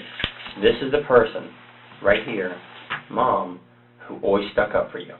Something happened so bad that caused her death, your dad's death, and Cody. And I'll tell you just about how it happened. 1, 2, 3. Based on evidence. Based on evidence. I know he did not shoot your mom. I know he didn't shoot your dad. I know he didn't shoot himself. And I know from video surveillance camera in the neighborhood, nobody else came to that house. I know. I can account for everybody that went to the house. I know. So tell us what happened. I know it. Listen to me. Hey, I know. Video surveillance tells me everything that happened this night. I'm telling you. Of people that you'd be surprised who in your neighborhood has video. And I know that there's only 4 people was at this house during this time. 1, 2, 3, 4. Tell me. You got to tell me, man. You got to tell me. Get over that hoop. The video, if you're sitting there saying no, and video shows something else, guess what? Big problem. because it will wind up later on that you can't get any help from anybody. A lot of this, what people make decisions on, is honesty. Was somebody honest? Of course you're going to be somewhat dishonest at some point. We get that. We understand that. But at some point when you have that come to Jesus time that now I need to really, I got to tell you what happened. This is it. This is it. Video tells me everything I need to know about this from the neighborhood. And you're the only one left to tell us. I know it's hard to look at me, Grant, look at me, look at my eyes. I know it's tough, man. I do. It's a tough thing to say, but we need to know what caused things at your house that night to become so bad that we're this. He's violent. We know that. He's got a gun on. We get it. Cody just probably ran around, or went around with a gun because he normally did. He walked in the house and was shot the minute he walked in the house. The minute he walked in. We see trajectory, we find the projectile, we've got everything on that. He's shot over here and is brought over here. See it over there. We found the bullets in the house. Mom's sitting in her thing with a glass of wine, doing her thing, and she's shot. You just got to step over and tell me, man. I want to help you. I do. The evidence is going to be there. Most people, I would not. We have cartridge cases, we have projectiles. And fingerprints. So you just need to tell us what led up to this. You've been arrested, correct? Yeah. So we have your fingerprints, correct? You understand that? Physical evidence is something I can't manipulate. It's either there or it's not there. Didn't fire a gun, didn't fire a gun, didn't fire a gun. None of them did. None of them did. Cody did not go home. Or did your father point a gun at you? No, there's nothing else that I can say. Then this is not going to end up the way you want to with what you're telling me right now. Factual items do not support what you're saying. Nothing that we can make up, or I think, or she thinks, or overthinks. You got to be honest. The minute you start being completely honest, and you're pretty honest, I'm not going to say you're not. The minute you tell us what happened to get this to here is the second that we start moving forward with healing. You say you can't something? Yes, you can. There's something that you have done that proves different. I'm telling you. I don't know how else I can't make it any clearer. There's something there. Just tell me. Tell me. Your emotions, your demeanor, your body language, your eyes tell me everything I need to see about you. You want to tell me in the worst way. You want to get this pain off your chest. Do it. Come forward. Tell the truth. It's like going to church and doing your confessional. When I go to church, the few times I go a year and I get up there and ask for forgiveness, I feel 100% better for all the crappy things I've done and didn't do what I should have done throughout the course of the year. Short with my coworkers, short with my kids, not living the way I should live. Gets me too. And when I go up there and make my confession to the pastor, it makes me feel better.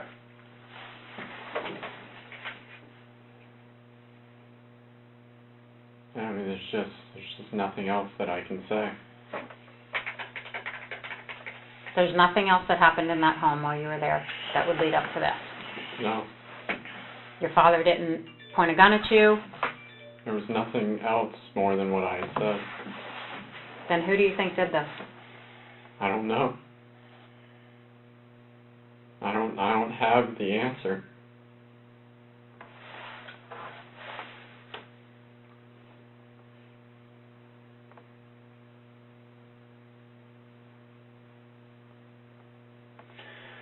I'll give you a few minutes to think about this. And think about life decisions and where do we go from here. So a few minutes to collect your thoughts? Yeah. Okay. I'll give you a few minutes.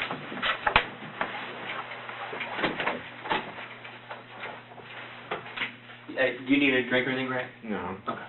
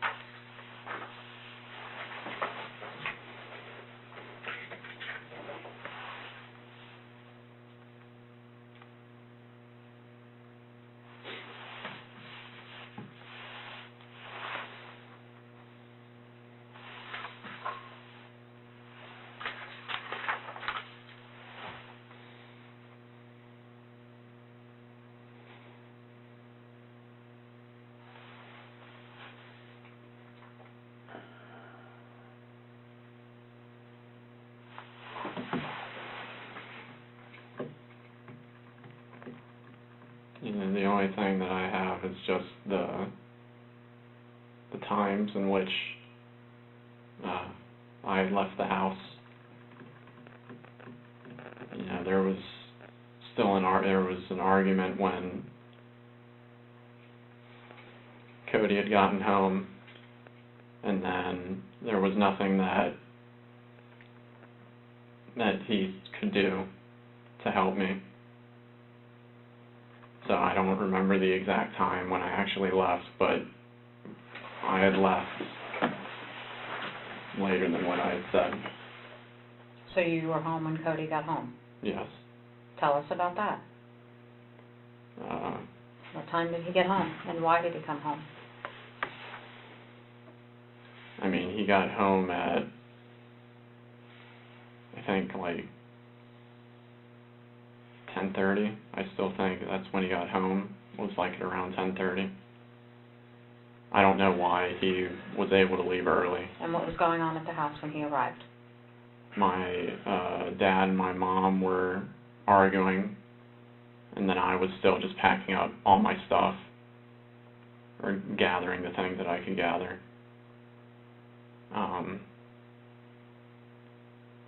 And then when Cody got home, he started to transgress with my dad, and I was still kind of just staying out of it and doing my own thing.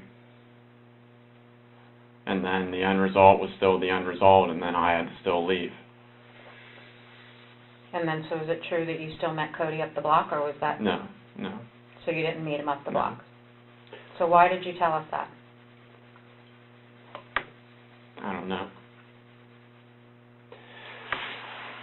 Alright, so then, now let's start from the time you and your father started having the argument, about 6:30 you said when he got home?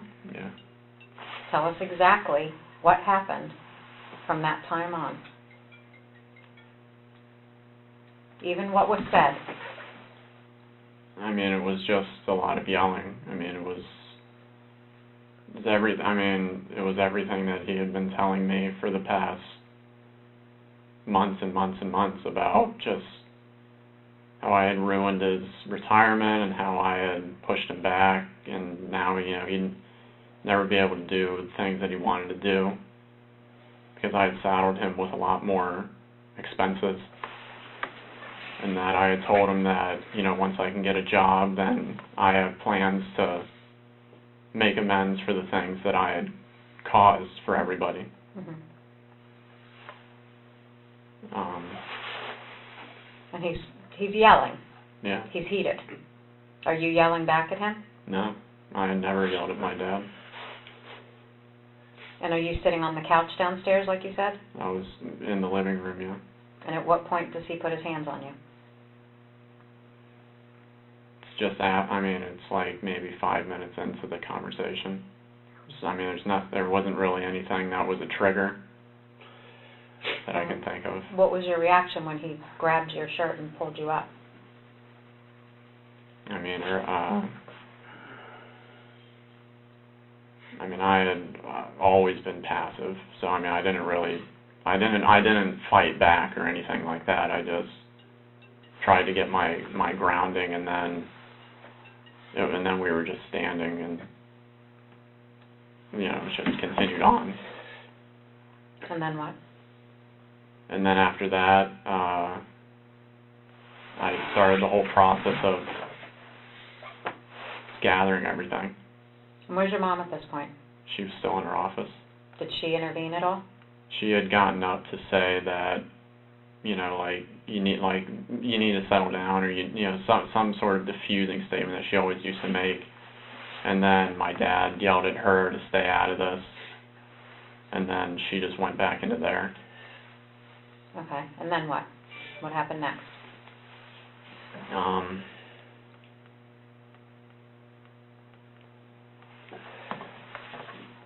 I mean, then it was just like it was just a lot of yelling and confrontation between me and Dad, but there wasn't anything more physical about it. And like I said, I was just going up and about, you know, getting my stuff and taking it out to my car and getting back whatever I could gather. And what did your dad do while you were doing that? He was just following me around. Just making sure you were gathering your stuff to get out? My possessions, and not taking anything of his. And how long did that go on before Cody shows up? I mean, that was like for 4 hours or something like that. So you did that for 3 hours? Yeah. Gathering your stuff? And dealing with Dad, and because it wasn't just like he just wouldn't pack up those 2 little bags you brought. Was 3 hours? Yeah, he wouldn't just. I mean, I went onto my computer to back up some stuff onto like some flash drives and I mean all that other stuff, but it wasn't just like with him where I could just go and do my thing. You know, I mean, he would stop me and then we would talk for like an extended period of time, and then I would start to do my thing again, and then it would stop again, and I mean, that's all it was. Was your father wearing this? Yeah. And what about that gun on his waist? No. He didn't have that on? No. Is this normal? No.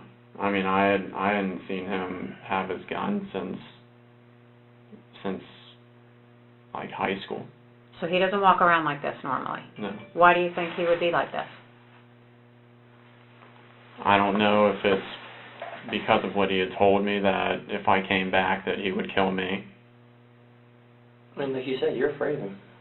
Yeah. But we're here to this. This is the person that is coming to solve the problems for you, or came home to solve the problems. There's the one who always sticks up for you, including talking to the girl. She talked to the girl in Bulgaria, didn't she? Yeah. She had conversations, said that you're not a bad guy, and how this breakup basically has affected you, didn't she? Told him it was bad. Here's the problem: the dad.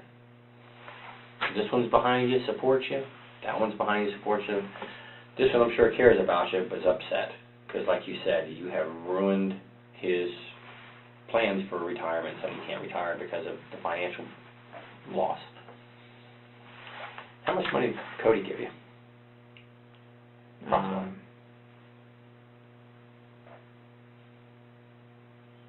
60,000? Yeah. I mean, yeah, I guess. Dad gave you how much? Like 100,000. Mom gave you how much? It's like 30,000 or something. So around 200,000. And the vast majority of this money went to some girl on the internet. So they're upset. I get that. But we know he didn't fire a gun. We know she didn't fire a gun. We know he didn't fire a gun. He shot the second he walks in the house. At what point does he come into the house? It's like 10:30. And where does he enter? Through the garage. Where does he park his car? Under the awning thing. Outside, not in the garage? Right. So do you see him walk in? Or hear him come in? No. So you're upstairs maybe, or where are you when he comes home? When he came home, I was gathering some of the like power bars into my little shoulder satchel thing And where are the power bars, in the kitchen, or? in the kitchen. So you see him come in? I hear the door, but then that's it. And then when do you see him I typically? see him when he walks into the kitchen. And what do you guys, what is said?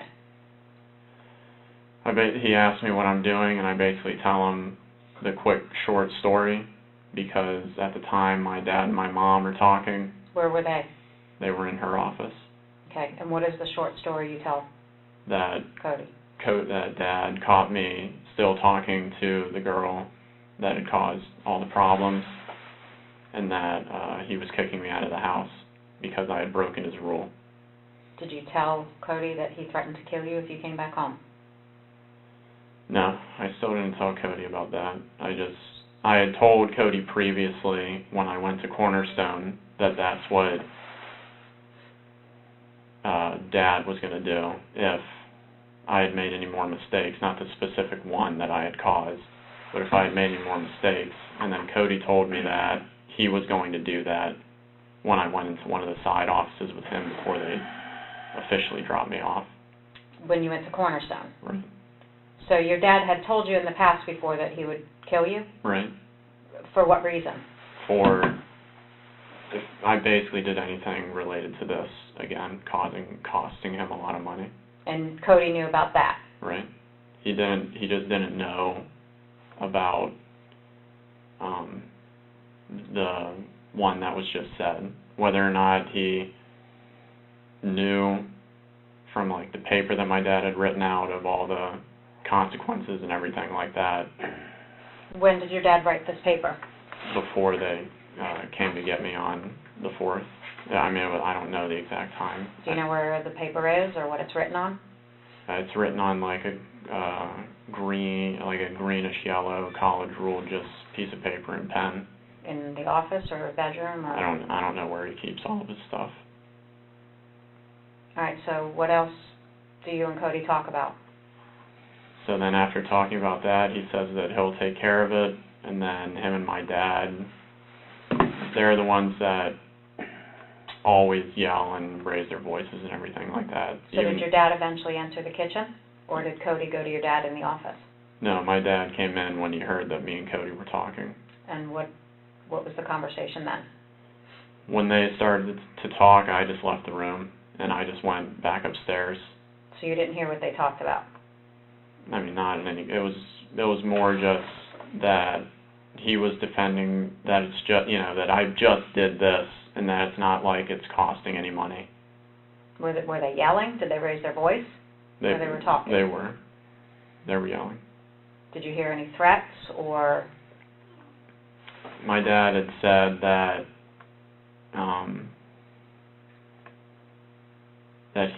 that everybody had agreed that if I had done this, that I would have to go. That there wasn't any more wiggle room or second chances or anything like that. And then, he came around to the base of the staircase, and then he told me that I need to go. Your father did? Yeah. And then I told him that I was just trying to pick up the last few things that I needed to.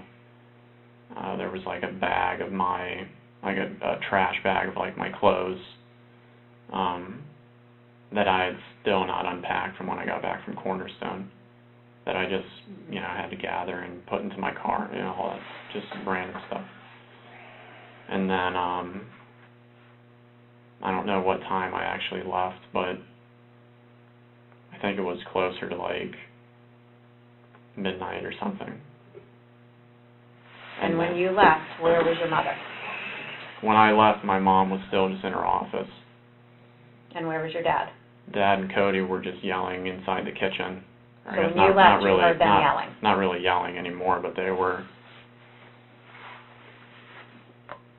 It was basically just the same exact conversation that had been going on, where there was nothing left, and then Dad looked through some of my things to make sure that I wasn't taking anything that wasn't mine. I think the only thing that he had a problem with was that I had taken like some of my my paperwork bills from like the Chapman Law Group, but then since I wasn't the one paying for it, that they would need those, but then I still just ended up keeping it because I figured nothing else was going to like be covered for me or anything. So then after I left, I took the Fort Christmas Road that connected up with 50, and then I was just at the Publix for the rest of the time. The same Publix we talked about earlier on Really? 419. So from about midnight till 7 a.m., like you said, you were at Publix. And then is everything else the truth as far as the job interview and so on and so forth? All the rest of the times were accurate, and when I looked at the site, I only saw a small blurb. So when did you learn that your family was dead? I had been worried since last night when I was just in the hotel, but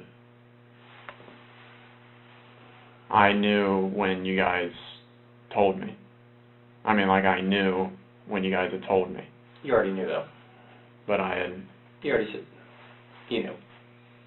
At any point, did you feel like you needed to reach out to Cody and see if he was okay, or? I just didn't want to call anywhere. I just didn't want to know. But you couldn't call. Well, I mean, you had brought up the hotel. Hotel room was there. Phone, but I just Phone works there. I didn't even think of to use that.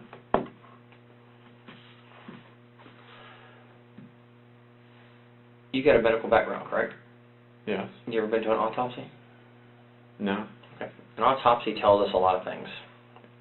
Cause of death, a lot of times how close somebody was to something. Again, remember what I told you earlier? She didn't fire a gun, he didn't fire a gun, he didn't fire a gun. So they didn't get into a shooting amongst themselves inside the house. Angles tell us a lot of things. Dad was over here when he got shot. The bullet's in the cabinet and in the wall. We know that. That's one of those facts we just can't dispute. I see where shell casings are over here. I see where shell casings are in here. I see where shell casings are there. Cody was shot the minute he walked in the door, when he first got home.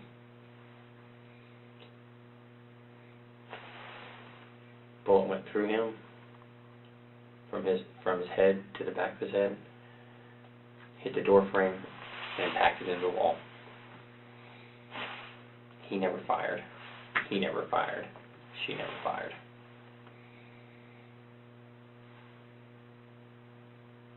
And we know what time Cody left work. I mean, from his boss, from his coworkers. And you got to remember, we've talked to everybody before we talked to you. So we know what time he left work. We know why he told his coworkers and his boss why he left work. And we know what time he got home. And we have text messages that he has sent people afterwards. So based on what you're telling us, that he comes home and has this confrontation, talks to you, talks to his dad, you leave about midnight, and he's still there talking to your dad in the kitchen, none of that adds up. Medical examiner can approximate the time of death based on the body. Now's the time, Grant. Now is the time, buddy. I'm just... So I believe this, and this happened while you were still present in the house. And for whatever reason, you don't want to tell us. We understand your father was abusive, and we understand that he was the asshole. And if he threatened you, that he was going to kill you when you came back, you were probably in fear, were you not? So did your brother come home to try and defend you, and then this gunfight happened, and you got so scared that you left? No, I mean, I had left when I had said that I had left. Which time? Around 9 or midnight? No, around the midnight time. Again, we know stuff from the medical examiner office of times. I've said this a couple of times. He never fired a gun. He never fired a gun. She never fired a gun. Nobody did. Nobody in the house fired a gun. Fact. We know. I'm going to get DNA off the guns that are on scene and the cartridge casings. And all Any that. reason to believe that your fingerprints or your DNA will be on any of those weapons or the cartridge cases that are on the scene? I mean, not that I can think of. I mean, I know that me and Cody had, you know, like, I mean, we had used each other's guns before in the past, like when we go to the range, but... But you What? said you had no access to these guns now. Right. I mean, but yeah, I mean, that was a long time ago. So, I mean, there's... So the gun that's still on scene and the gun on your father's waistband, is your DNA or fingerprints going to be on it? Not that I can think of. Let me throw something at you. We pulled financial records from your dad, you, Cody, and your mom. Remember that payment you made? Which one? The payment on that bill you had? The $599.99? I saw that one. Well, guess what got paid right about the same time? What? $33,000 of debt was paid off of his credit card. Same time. Within a very short time of each other. Those things go together. Records show what was happening. Wait, what happened? $33,000 on, I think your dad, it was a USAA credit card. He had $33,000 was paid to pay off that credit card. I just don't know where else to go to get you to come around, because it does not make any logistical sense of what you're telling us. It doesn't. If these two got in a shooting, we would know. We would know they shot each other. We'd know that. But why Mom? Things just got so bad and out of hand like never it's been before in your life. Never been here before in your life or your family's life. He's pissed.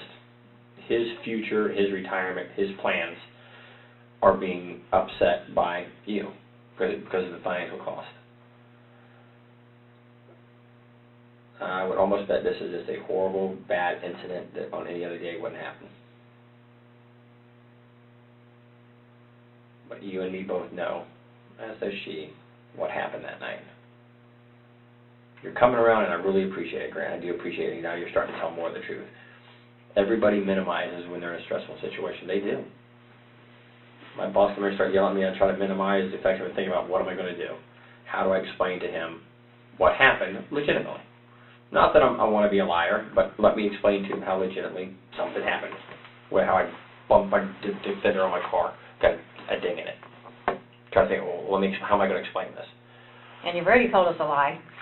This whole map thing is bullshit. So when people start telling little fibs, they add up to big ones. And I told you, just tell the truth.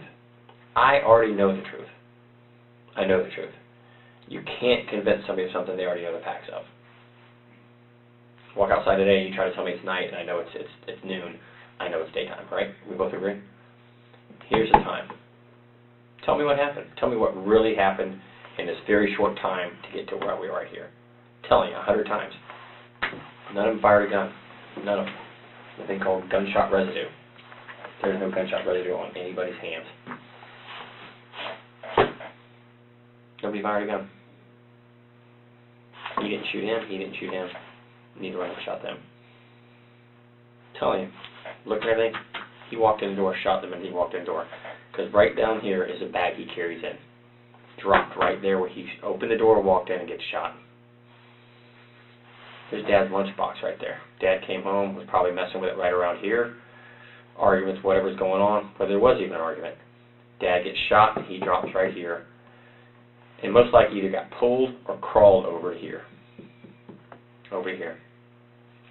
I wonder what DNA is going to be in that blood right there. What's going to be on your dad's pants? Because we got his pants. We take all their clothes, everything that we take. Your DNA going to be found on his pants? No. You sure? Maybe it's something, a question I'm asking I already know the answer to. I know, but my DNA shouldn't be on his pants. Shouldn't? Okay. explain to me, I just need you to tell me, why the minute he walks in, he gets shot. He's shot, it's right there, just above there is what it is. We got an investigator up the autopsy right now, and the doctor's saying, here's what happened, here's where he shot. Cody shot right below the eye, it comes out the back of his neck, and into the wall. Dad shot twice. And the doctor basically said he could have crawled from here to here because of the injury. And we're going to look at their clothing, your clothing, for DNA, gunpowder, blood spatter, all of that. Inside of your car, all the stuff that's in your room, all your electronic footprint, we're going to look at. We will look at it. We will see it. It's a whole lot easier for you just to say what happened than to have to come out there and say, here, boom, boom, boom, boom, boom, because that may change the direction of this case severely. Of whether somebody says, here, let me tell you what happened, it got me here. This blew up, he's been threatening me, he's upset at me, I've ruined, his financial success and his plans for retirement with the house. Cody tried to get involved and you wanted to protect Cody. That makes sense. You and Cody are close. I don't have the answer for anything else. Okay. This is the last time before I'm going to walk out now, and then I'm done. Then I'm done for good. When I'm done, I'm done. They won't let me, hey, can I come back and talk to you? The minute I walk out that door with your story is where you stay at. That's your lot in life. I am more than willing to sit here all day and all night, if you want to talk, to find the facts. But I can't, I told you from the beginning, I will not deal with somebody who's not being truthful with me. You're not being truthful. You're not telling me the truth. You've lied, and we've forgiven you over that. We've forgiven you over it. You can't lie about this, Grant. You can't. This is too important for your family of what has happened. There's not somebody out running around the United States that killed them. There's not. There's nobody out there, some hidden killer. There's not. You don't show the remorse that you should for someone who's lost 3 family members. Body language, eyes, and demeanor. Here's the time, man. I know it's tough. Tell the truth, because when I walk out, there is no another day. And it's going to look worse for you when we prove it by the DNA, the gunpowder, the blood spatter, fingerprints. Now is the time for you to be honest with us and is exactly what happened in that house before you left. We'll be there for weeks gathering evidence. We are going to build the case because we're going to disprove the fact that nobody else came in this house. We already know that answer. But at some point, we will build a case to the conclusion that nobody else will win. I don't have anything else that I can say.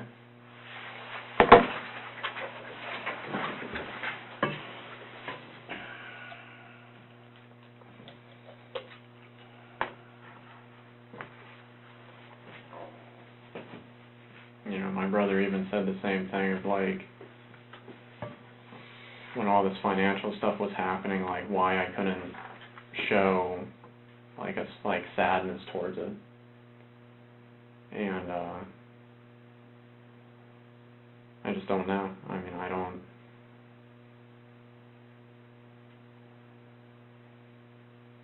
just don't know what else to say. Do you not feel bad for doing this to your family?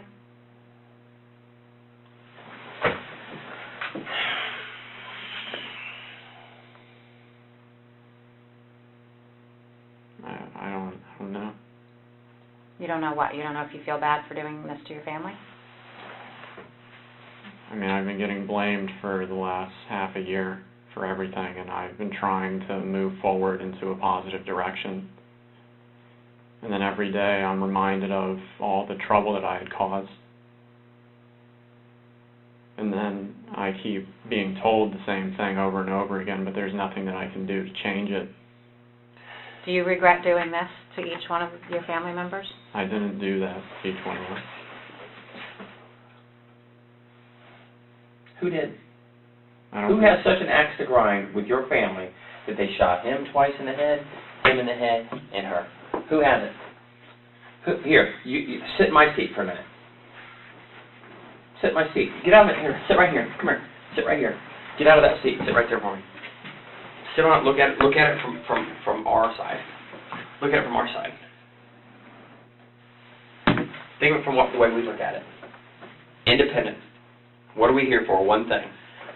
The blindfolded ladies with justice. Justice is all we're here for. Justice. Look at it. Who has a motive? Who has a motive to hurt your family? You could say Jason, but we already know what Jason was. I can account for every bit of Jason's activity. Every bit of it. Jason gave a statement. What's the first thing we looked at? Is Jason telling the truth? Can we verify what he told us? And in quick succession, we did. He said I was XXXXS. And he went, yep, he sure was. And we know exactly when Cody left work. And know when Cody got home. And know when Cody stopped answering his phone. And know when bills were paid.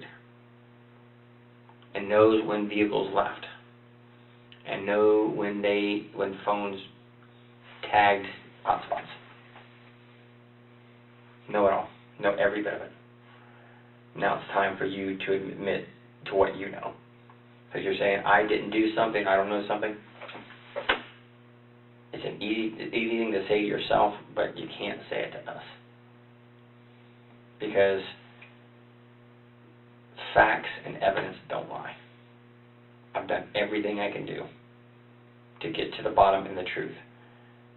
And we're not getting there. But I promise you down at some point, the facts will get there. And then you're going to ask, hey, can I talk to you and tell you what happened? And the answer is no. After we walk out of the room, like I said, it's done. There is not a second chance. There's one time to make a first impression. You heard that one before? This is it. I believe you're not a bad guy. I do. I believe you want to tell us what happened. And there's a reason this got so bad. There's a reason. That's all I'm saying.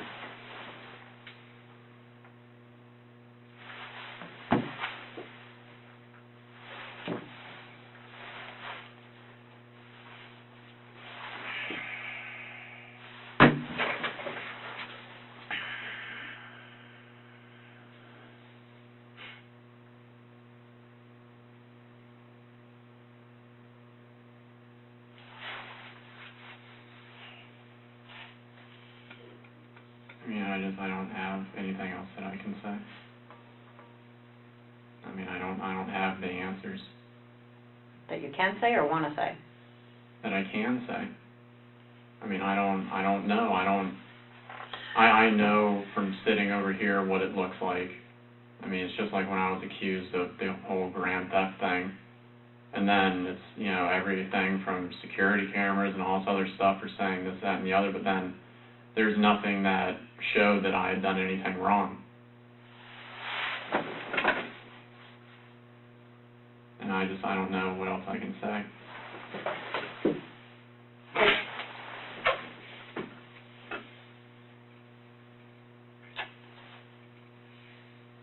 So what they accused you of, you didn't do? The grand theft thing? Mm-hmm. Right.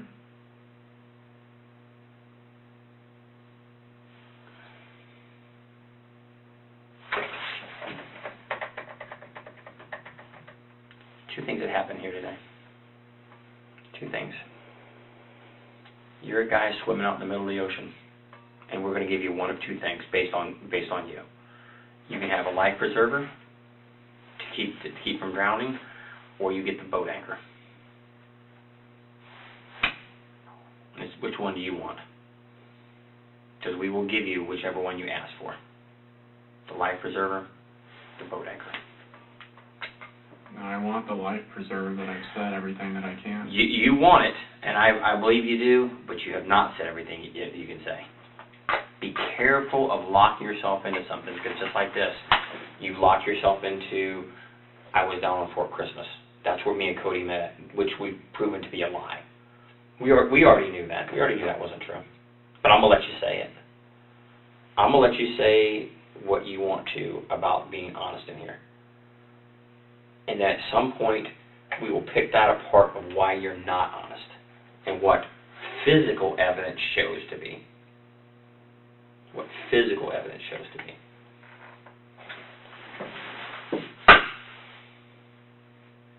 If you want to be honest, this is it. This is the time right now to be honest.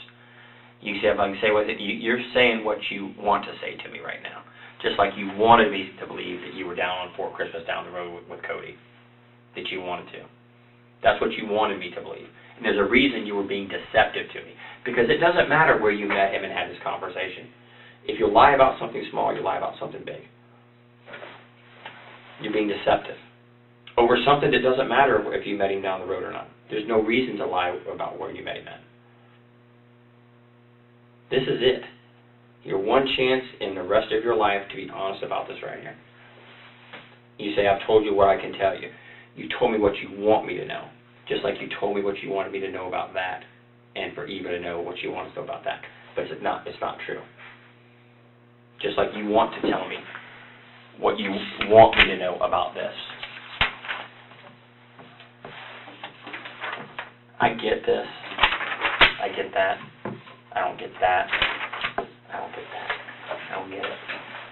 I don't. One, I get. I understand. She didn't bully you. She didn't belittle you. She didn't run you into the ground. Nor did you. I don't get it. But this is it. Because you're just about, I've kind of got a number in my mind that I'm going to get up and I'm going to walk out and we'll take our stuff and be on our way and you're going to go the way you go. But there will be a time where you ask for that life preserver. I can't give it to you. I can't. Once I cross a line I got to step over, can't do it. Won't do it. Think about that. I want to talk to her for a minute. Think about the last life preserver I can give you. Think about it. Take a few minutes just to reflect on it, and then we'll come back to you in a couple of minutes, and then we'll go from there. And what happens is what happens. Fair enough?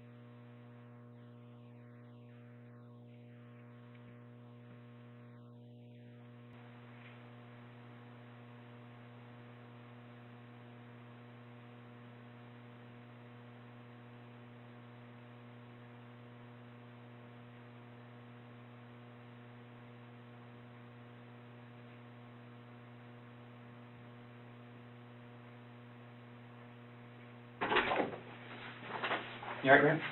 Okay. Need some food, some water? You good to stay for a while longer? You okay? I mean, I just don't have anything more that I can say. I don't know what the next... I'm not keeping you. If you want to stay, I'll talk to you till whatever, till you're happy with everything and you're okay. You're not detained. You're not being kept here. You're here willingly. Remember we talked about that? Yeah. You're still, look at me. You're still here voluntarily. I'm not detaining you. I'm not keeping you here. Like I said, if you want to walk out and take a break, catch your breath, get something to eat. If you want something to eat, I've been here for a while. If you want something to eat, I'll be more than happy to get you some food, whatever you want. We'll send somebody to go get it, or whatever you want to do. It's totally up to you I said, you're voluntarily here. I mean, I don't know what the... I will stay here and talk to you until you get everything off your chest as long as you want to, but you're here on your own accord. We talked about that at the beginning, remember? You're here because you want to be here. You wanted to come up here. You had no problem coming. You're here. So, you don't want to be here, you don't have to be here. I don't want to be here anymore. Okay. Give me a minute, we'll get you out of here.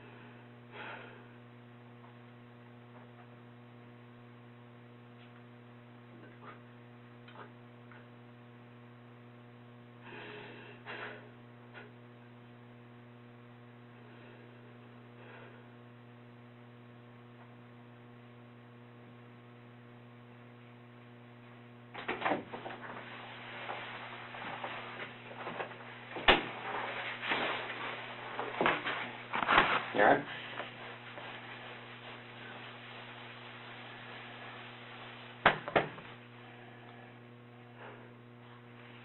You have somewhere you want to go? Me too. We can put you up in a room for the night. I know things are tough for you. I was just going to go back to the hotel. I don't think you're going to be able to get back into that room. But if you want, we can put you up somewhere for the night. I mean, yeah. Where you want to go? You got somewhere you want to go? I don't know where I can go. Got a certain area you want to go to? A friend? So we don't mind putting you up in a hotel for the night.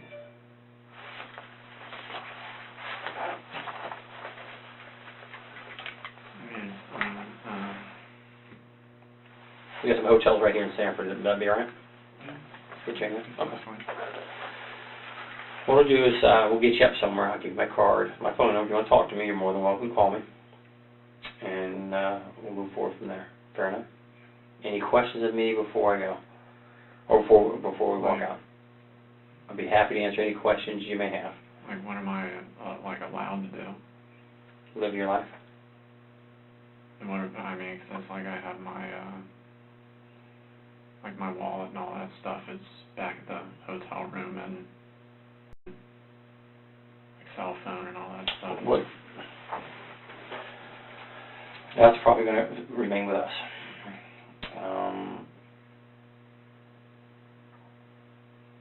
We can make sure you get the hotel and get you some food. If you need some food, something to eat. I know you say you don't eat much, but if you want something to eat, we'll grab you some food, grab you something to drink. Okay. So.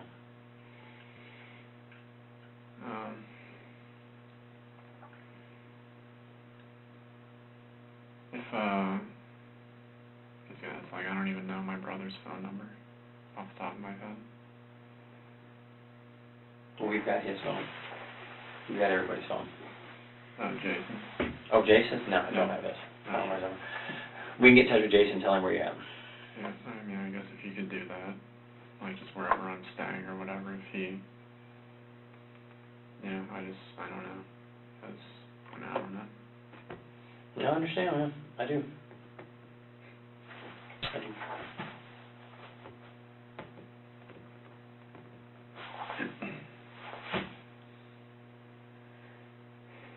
Yeah, I mean, I guess that's it. Sir?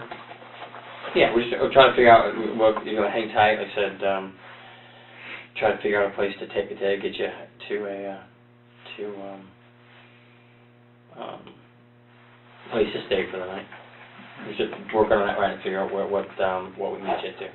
You good? You're good? Like I said, you're free to go, but we're gonna get you to a hotel, you know, somewhere here in Sanford that you can stay at for the night. Just trying to find an arrangement for that and see who's got availability. Yes, sir. Water, Coke, anything? That's on my water, but... All right, bud. Give me a few minutes and we'll get you out here, bud.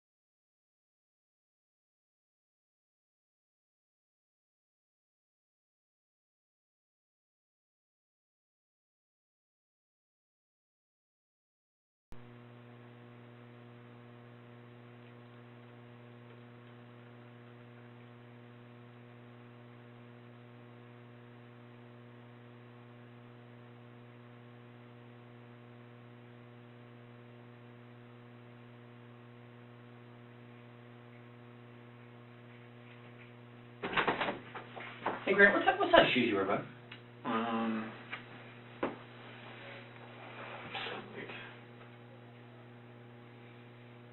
These are 8.5s. 8.5? Yeah. Okay. Be right back to you, bud. 8.5.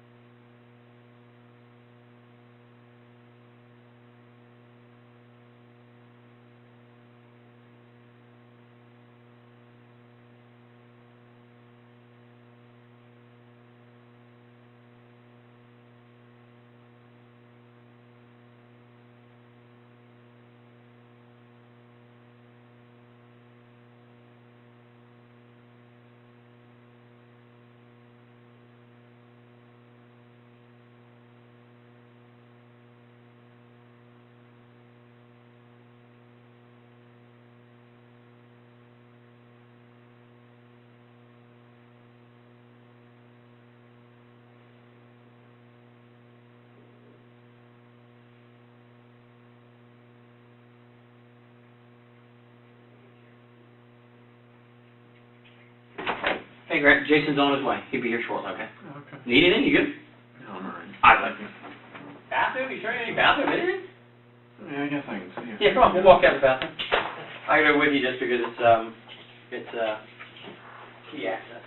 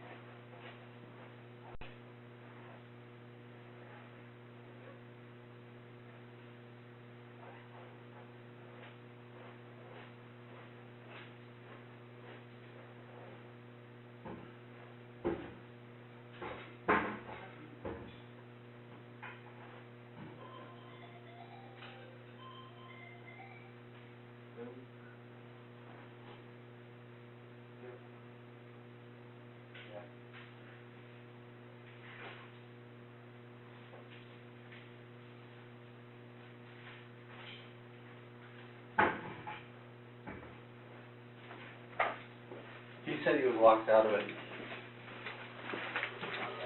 Yeah.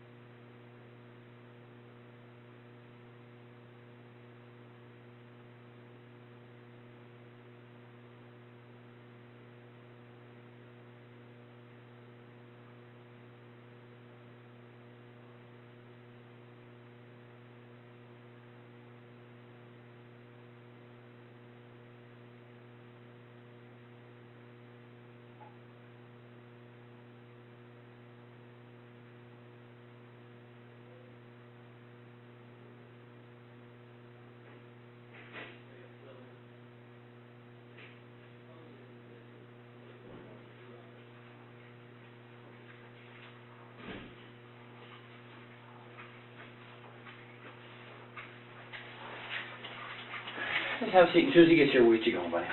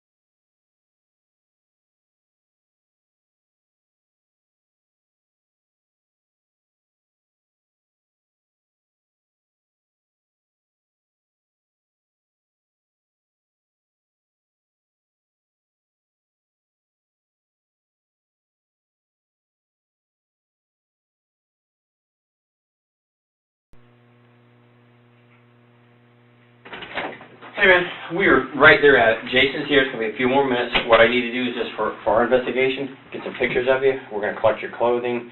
And if you have no issues, we're going to get a swab of your mouth, just saliva for DNA to go along, make sure your story goes along with where we're at.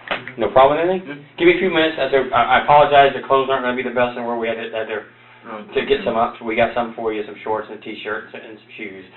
And then as soon as that's done, we'll get Jason here to talk to you. Okay. All right. So good. Anything else? No. All right, man.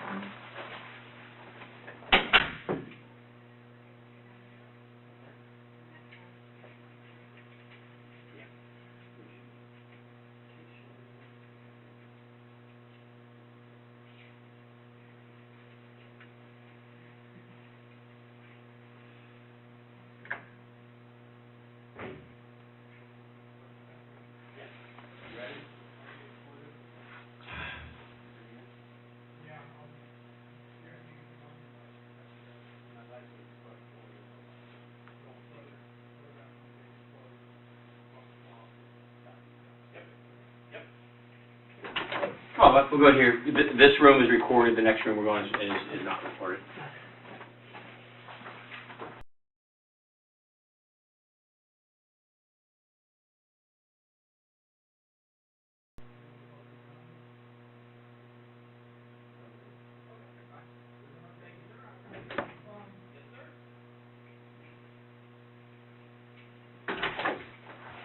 You gonna have a seat on the other side for me?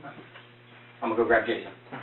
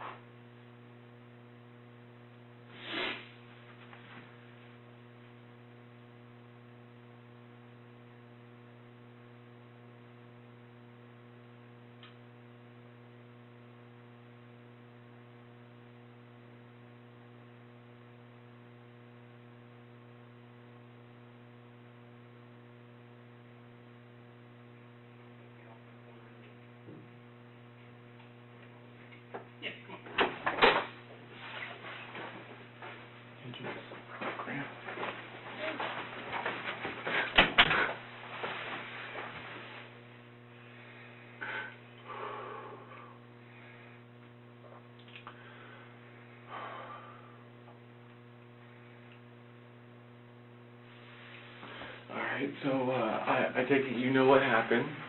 Yeah.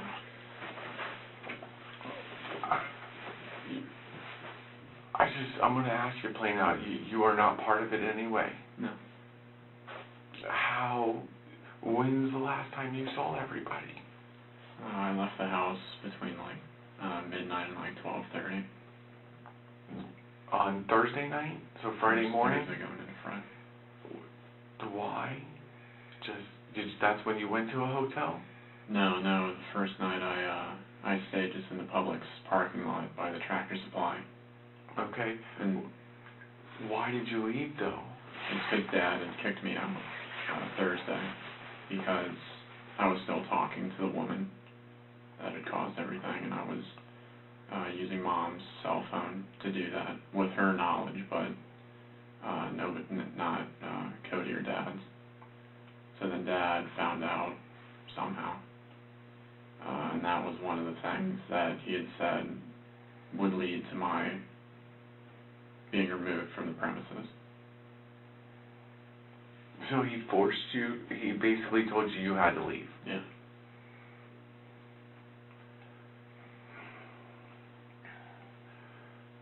Okay. So who could have done this? I don't know. I don't. So you didn't have any problems or troubles with this woman or the online? You didn't owe them any money? No, I mean, there's no like loan shark out looking for you or... No. I mean, I just don't see how things aren't adding up. I'm really confused, Grant. I don't understand. How did you get money to pay for a hotel? I still had a few $100s on my debit card, and then Cody gave me his debit card. Okay. And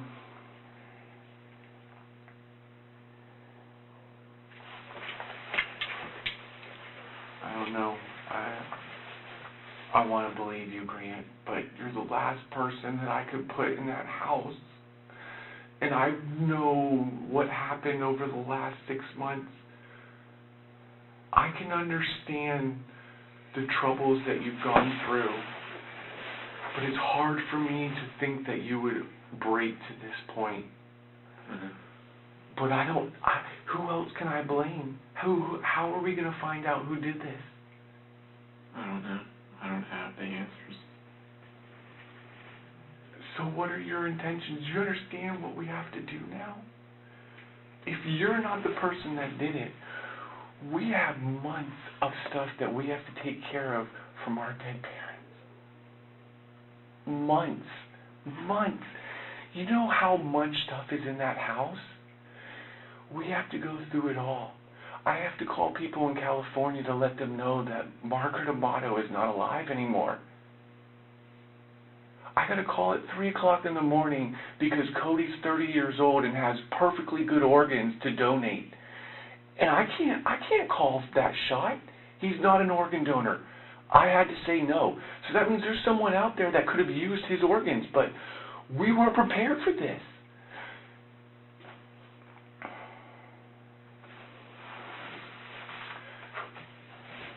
I love you more than anything in this world, just like I loved Cody, Grant, and Dad. I know Dad was an asshole.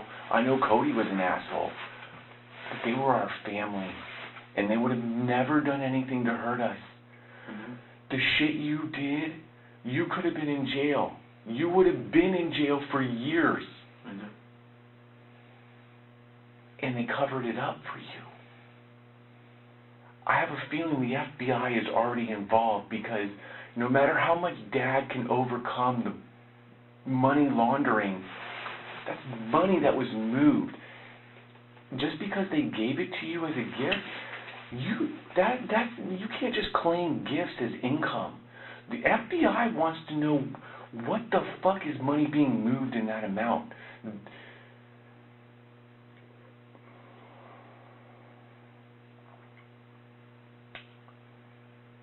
I'm sorry, I don't believe you. And I probably will have resentment for the rest of my life, whether you did it or you didn't do it, but I need closure. I need to know what happened to my mother, my father, and my brother Cody. Because I wasn't there to fucking help. And that hurts me. That hurts me a lot, man. I may not have been able to stop you. You probably may have hurt me too. But at least I would have known what happened. And now I'm in fucking who knows what now. I'm lost. And it scares me that you want to leave here and not face what happened. Because you're putting my life at risk then. You're putting Donna's life at risk, Grandma's life. How do we know what you're going to do? What happened on the job interview last Friday? It all sounded good. It sounded like everything was moving forward. And then I was supposed to hear something on Tuesday or Thursday of this coming week. And? Nothing? It was just on Friday. It was last Friday, so it's been a little over a week. No, it was just this Friday. That's not possible. Friday was yesterday. Yeah. So you're telling me you had a job interview yesterday, but you got kicked out Thursday night? Right. I had to get my suit and everything and put it in cart. Okay. Where was your job interview? It was over on Lee Vista with something scripts. So, I mean, so they'd be able to verify that you were there for an interview? I don't know. I'm going to feel really bad. I mean, this is just, I understand. I mean, I really do. I understand all your thoughts and what you're thinking and everything, and this is just,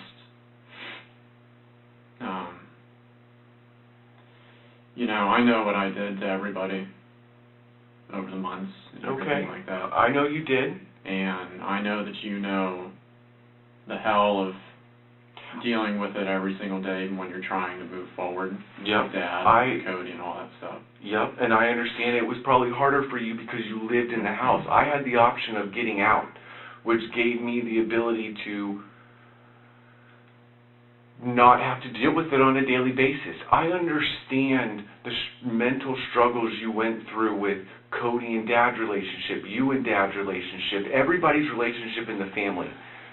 You know how smart everybody is in the family when it comes to medical information.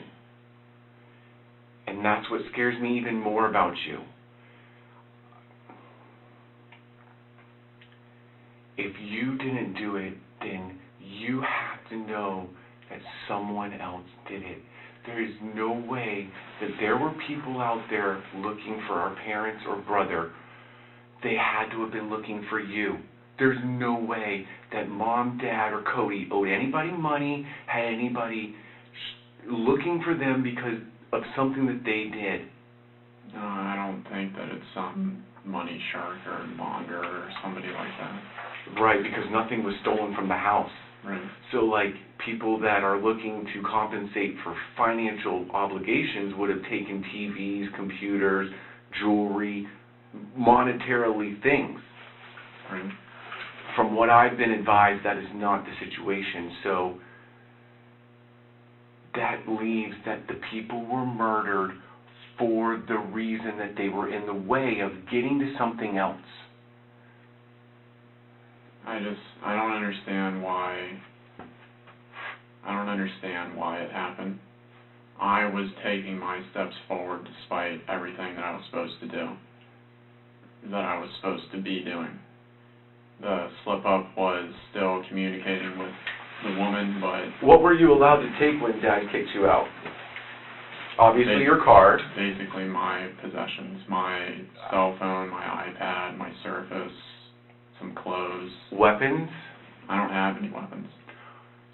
So there's going to be no weapons in the hotel that you were at last night? No weapons in the car? No.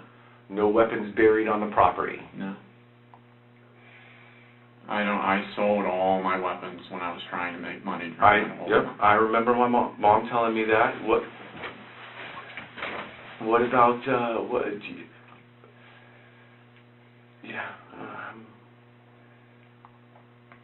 I don't know what else to say, but I'm scared for you and I'm scared for myself, and I don't feel comfortable with you being around me alone. I'm sorry. I could take you physically, but if you have a knife or know where a gun is, I'm fucked. And I have little girls that I have to raise. I have a woman that is depending on me for the rest of my life. I understand. Even if you did, it's going to be so hard for me to figure out what to do with you. You do not deserve jail. But I can't come to fucking have attorney press charges for you to be killed. Grant, I need you to be honest with me, man. I need to have closure. And if it doesn't come from your mouth and I have to hear it from an attorney or a law enforcement or the news, it's going to be harder for me. And I know if you can take Mom and Dad and Cody's life, it's hard for you to comprehend that my emotions are going to be that, but it's unbelievably scary, Grant. And I don't believe in God. I don't have a strong religious belief, but I will pray that this is solved justifiably, because it was not fair that Mom, Cody, and Dad's life were taken. They did not deserve it, no matter what feelings were felt by anybody. They were good people. And they showed it by protecting me all the time. But Dad kicked you out. That's So because I still broke the rule, and that it was apparently Dad's job to be the hammer person, or whatever he would describe it as. right, I was told that you would not have access to be able to contact this woman. Why do you feel the intent to still contact her? It was just the whole emotional thing. I mean, that's all Okay, that I can say. so are you saying that you love the woman? I feel like I did, yeah. Okay, you feel like you did, so you don't feel that way now? Well, I mean, now it's pretty much, I mean, it's not what it used to be, is all I can say. Because she's aware of what has happened in the last several months. Right. So why do you feel the need to still contact her? I don't know, I mean, I don't know, apart from just like that feeling when you care for somebody, you've been with them for however many months. Yo, I know that feeling. So, I mean, I was just, I knew that Looking for closure? to some degree, yeah, and I knew that I could never do any of the money stuff anymore. Okay. So I guess that was like, It hurt, right? well, yeah. Yeah, because you can't carry that persona that you carried before. But the crazy part is, you're still the same person. You are still Grant Amato that I grew up with for 17 years, that I played with, that we hid shit from Dad so that we didn't get in trouble. Who covered those grenades? Mom.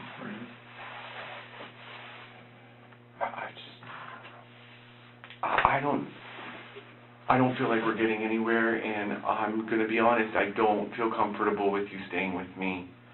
I mean, if in a week or a couple of days or 12 hours and something else is discovered, then I might have a change of heart, but I have no other options in my head of what's going on, especially if you're confirming that there's nobody looking for you. And if you're saying that you ran away or stayed in a hotel because you were forced to, or you were told you couldn't stay there,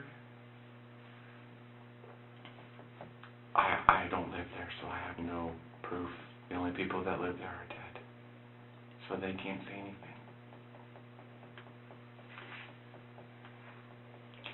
But the morgue called me this morning, so I have to make decisions for Mom, Cody, and Grant and Dad in the next couple of days. So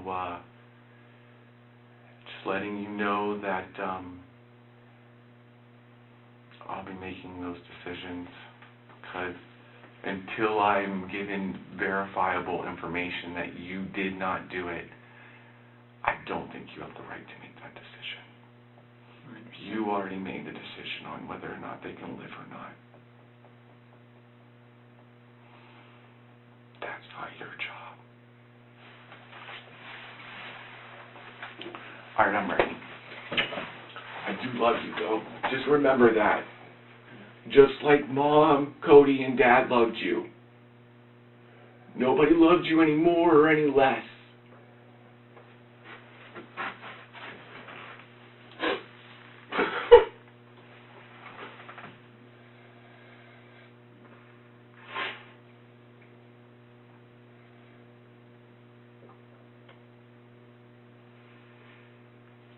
I'm going to pray for you, brother, because I can't pray for Mom, Dad, and Cody anymore.